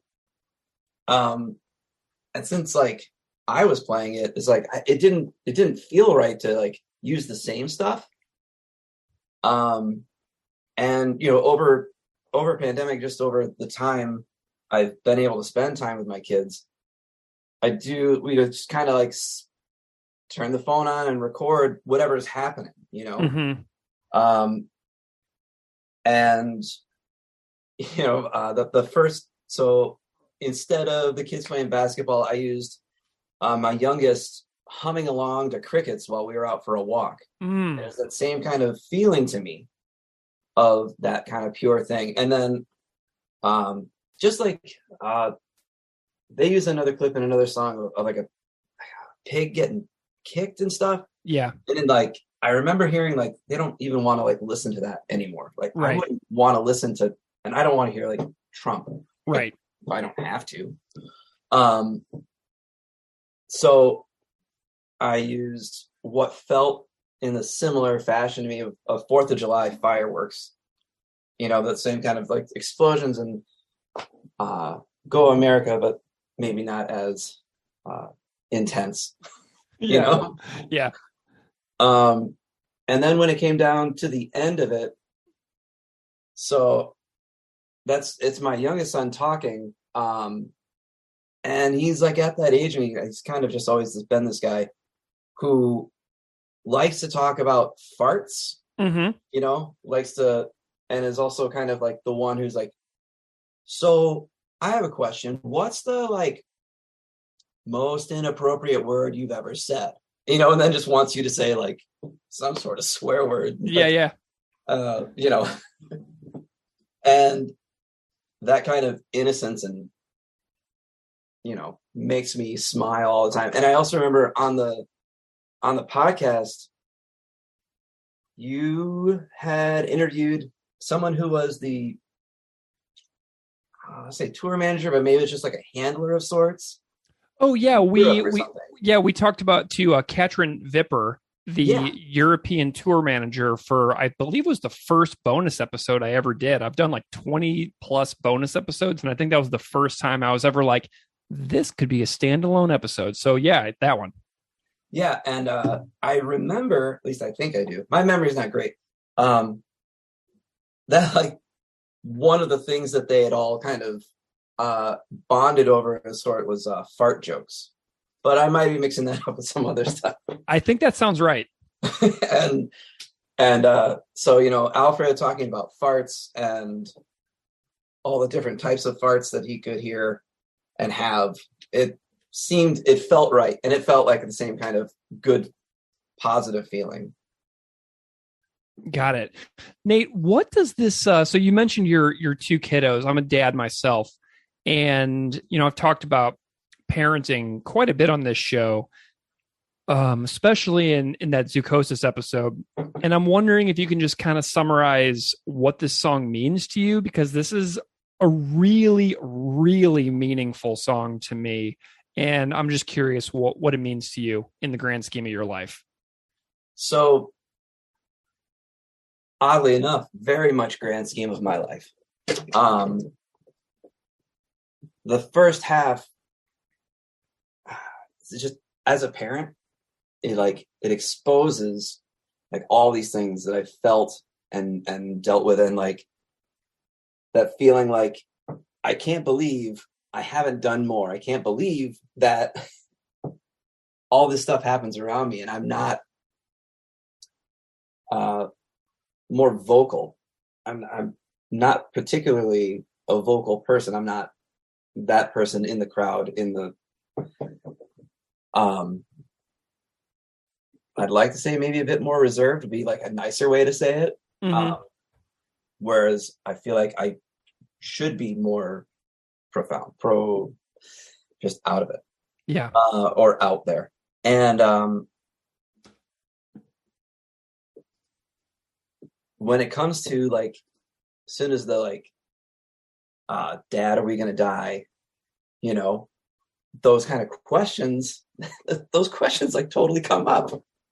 Like, how do you deal with that stuff? And you deal with it the best you can. And you know, you think the whole time, like, I really wish I would have started earlier making a better life for you guys. Mm-hmm. You know, and it's like, it's never enough. So you don't know how much, if you've done enough, you know, like there's like, you know, that stuff that's like, well, I'll, you know, just show up, just be there. And that's good. Yeah. But it's like, man, I really feel like I should have done more, particularly with what they have to deal with. Yeah. So yeah, I mean, the song tears me apart every time I hear it. Yeah. Well, Nate, I'm really just delighted that you took the opportunity to, you know, make this and also send it to me. And I'm really glad that I get to feature it on the show as sort of a complimentary Adventures in Zoochosis Part 2. And I feel like this kind of ties up a loose end for me as well, because covers in the episodes really matter a lot to me. Do you have any, can you just like remind listeners where they can, you know, check out any of your music projects or anything like that that you would like to direct people's attention to if they like what they heard and they want to hear more stuff by you? Oh yeah. Well, I play, so it's on all the streaming stuff as far as I can tell, of Kitchen Experiment solo, Kitchen Experiment band. I think it's on YouTube as well. But yeah, that's where it is. Awesome. Well, Nate Meads, thank you so much for joining me for a mini episode to chat about your cover of Adventures in Zoochosis and, you know, about being a dad and just kind of sharing the story behind this cover with the listeners of the Propaganda podcast. It means a lot that you took the time to do this with me today. Thank you so much for having me.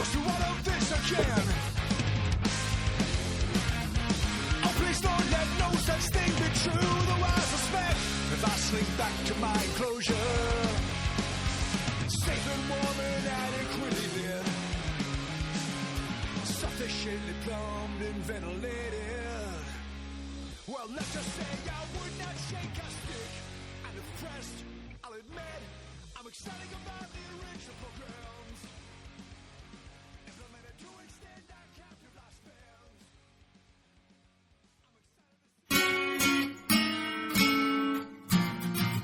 J'attends l'unanimité. J'accorde au masse le bénéfice du doute. J'assiste au processus démocratique. Délivrera un jour le monde. La raison que j'ai peur de la mort. Et que ce sera peut-être pas fini. Si nous sommes des êtres éternels qui devront revivre sans fin. Oh Seigneur, que rien de ça soit vrai. Par contre, je soupçonne que si je retournais dans mon trou, hors de danger au chaud et bien éclairé, avec une tank à eau chaude puis l'air central, ben disons c'est pas moi, vous verrez se révolter.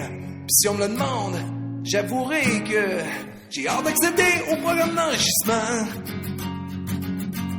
développé pour prolonger nos durées de vie en captivité. J'ai hâte de voir ces gardiens ont planifié.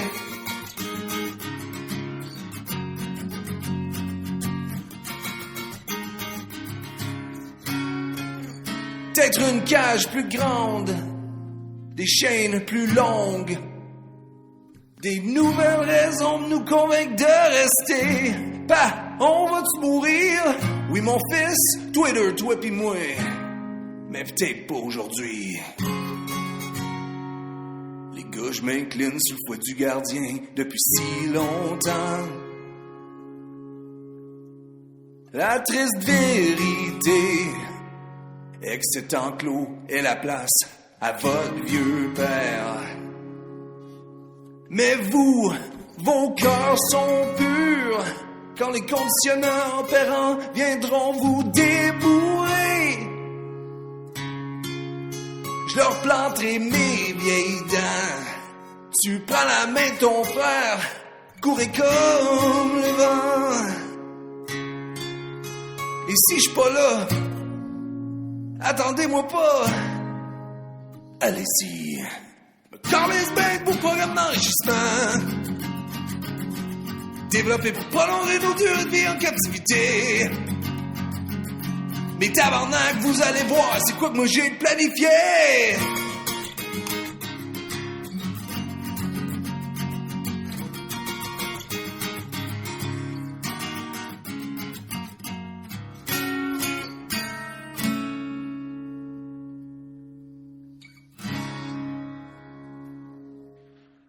You're listening to Unscripted Moments, a podcast about propaganda. I'm the ghost of Greg Soden, and I am here to talk about the song Adventures in Zoochosis with Matt Comtois, and he has recorded this wonderful French language acoustic version that you're either going to hear before or after this. I mean, likely before.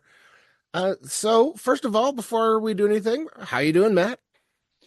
Not bad. How are you, Paul Stodgert? Oh, Paul Stodgert. Yes, my early name. I'm doing good. Having just a nice, relaxing day at home working with my son before he goes to school next week. What's your history with propaganda? Like, when did you first become aware of them and all of that fun stuff? Like a lot of people, the Fat Comps were the kind of first intro. I have to give props to my brother for that one. I never got the first two albums. I ended up buying Quantity was like the first CD I ever bought with my own money kind of thing. Oh, I love Quantity. Yeah, and I have this like memory of standing in I like took my $20 or whatever I had and I went to this secondhand store and I'm like standing there going alphabetically, just collecting as many things. I had like a couple cassettes maybe and CDs that I was gonna sort through at the end. And yeah, when I got to P, I was like, oh look, there's this like cinnamon oatmeal colored, I don't know why the Quantity disc case caught my attention, but yeah. And then I just like I'm sure I'm making up this memory, but I like dropped everything and just grabbed that, and then that CD just didn't leave my disc man for like months probably. Yeah. Nice. Quantity is an underrated record. Whenever I see rankings of their albums, sure, it's not a studio album, but it's got the I Spy 10-inch on it. It's got the unused Less Talk recordings. It was a big one for me and my friends as well. It's just a fantastic collection spanning so many eras. Now we know a little bit about your history with propaganda. How about playing? How long have you been playing? What's your journey with music?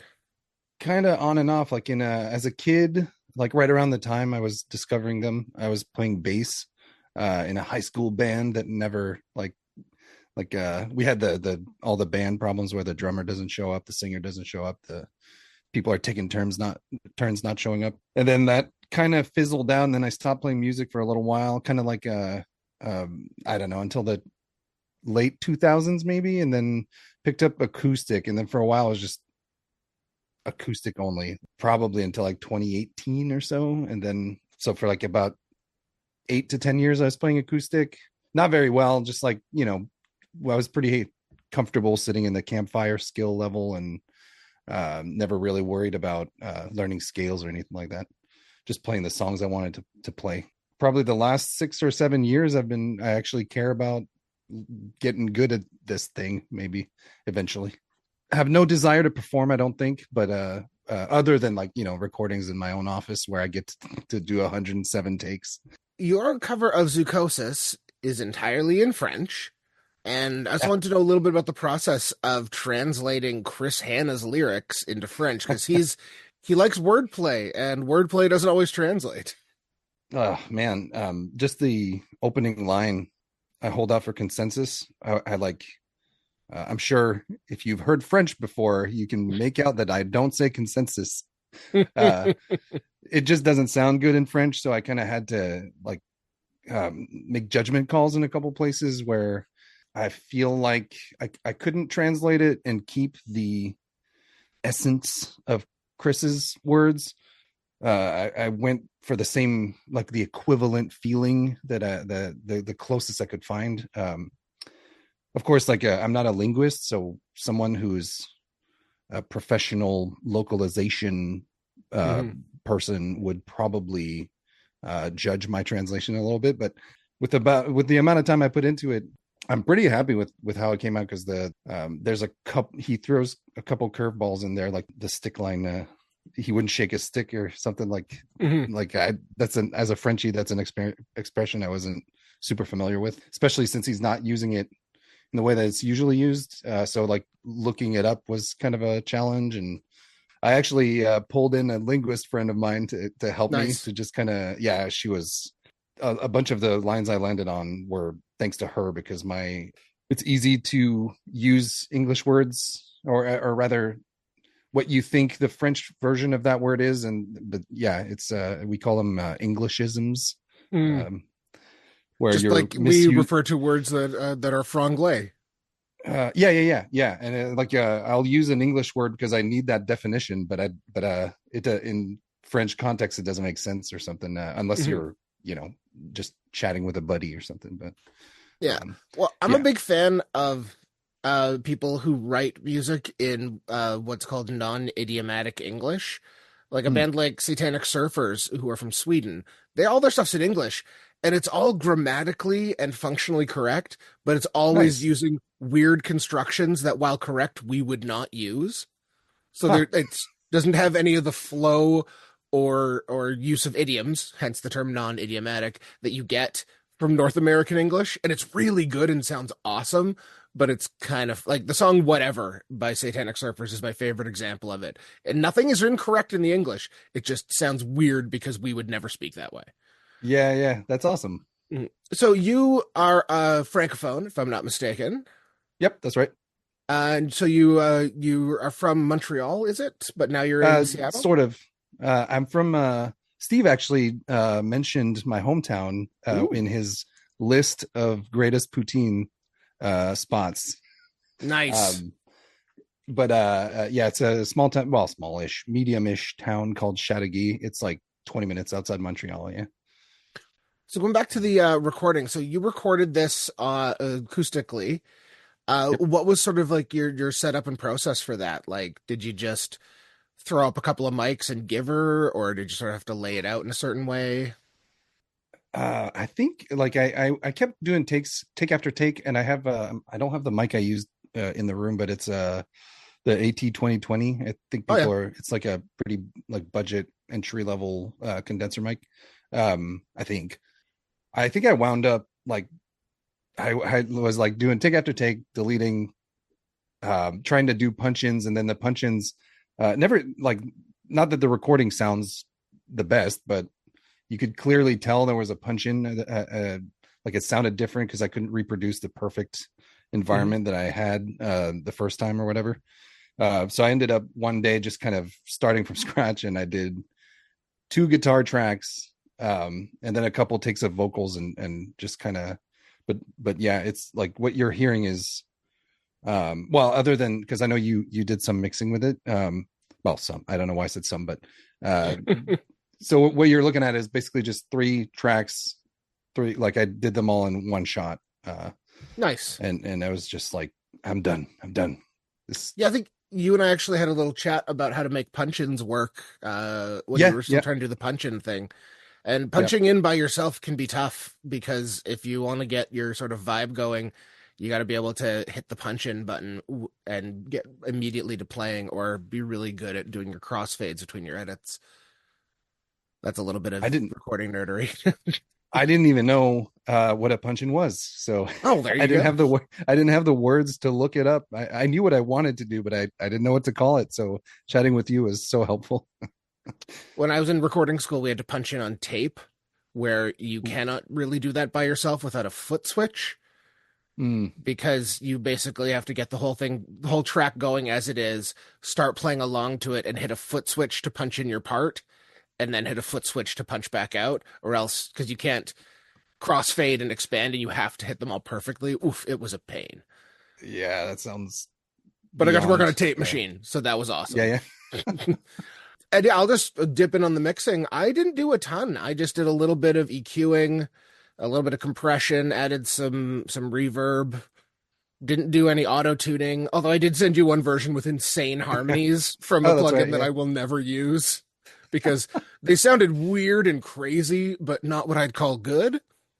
I mean, But that's the plugin. I could think of different songs that might work better. Yeah, it's not Zoochosis. Yeah, That's not the right one for it. So why is it specifically, though, that you chose Zoochosis? Like, what is it about Zoochosis that grabbed you for this? It's Outside of the fact that it's just a great song. Yeah, it's I want to say it's weird because it's like the first time I played that CD or I had the digital, but the first time I got to Zoochosis and the song ended, I was like, wait, no, and I replayed it immediately. Like I usually especially with Propaganda, I let the whole album play out, but that one I was like, whoa, like you just got me going. What are you doing? And so I had to listen to it again. And I feel like that kept going for probably the first couple weeks I listened to that album. Whenever I got to Zoochosis, I would play it again. I didn't know why. And then the lyrics are, I guess when Chris gets that dramatic and that theatrical, it just like, those tend to be my favorite tracks. But also because I heard that Greg was working on a deluxe edition of this episode for this song. No. And I've been honestly just I've probably been playing it on the guitar for 2 years at this point, and maybe more even, and just kind of, I never thought I would be able to play it on acoustic, but I ended up I ended up committing to it, and yeah. It's just Well, I think it turned out great. ever. I think your Thanks. version turned out great. I think the original's great. I'm really happy that you gave this a go because I don't think I've ever heard this song I haven't heard much French punk, although I guess your version isn't particularly punk. I've heard some French punk, but not a ton. And I really enjoyed your version. Is there anything else you want to talk about, or anything you want to plug? Nothing to plug. I'm not in bands or anything. I'm not in any musical projects. Maybe eventually. But no, I think this is me. Awesome. All right. Well, Matt, this has been wonderful. I really appreciate your time, and I really appreciate your cover. And I'll see you around the Unscripted Moments Discord. Yeah. Awesome. Thanks, Paul. All right. You take it easy. Yes, son, both you and I. Maybe not today. Boys, I bowed to the keeper's whip for so damn long. I think the sad truth is, this enclosure is where your old man belongs. But your hearts are pure when the operant conditioners come to break you in. I sink my squandered teeth. You grab your little brother's hand, run like the wind. And if I'm not there, don't look back, just go. I don't give a fuck about the original programs. Implemented to extend our captive lifespans.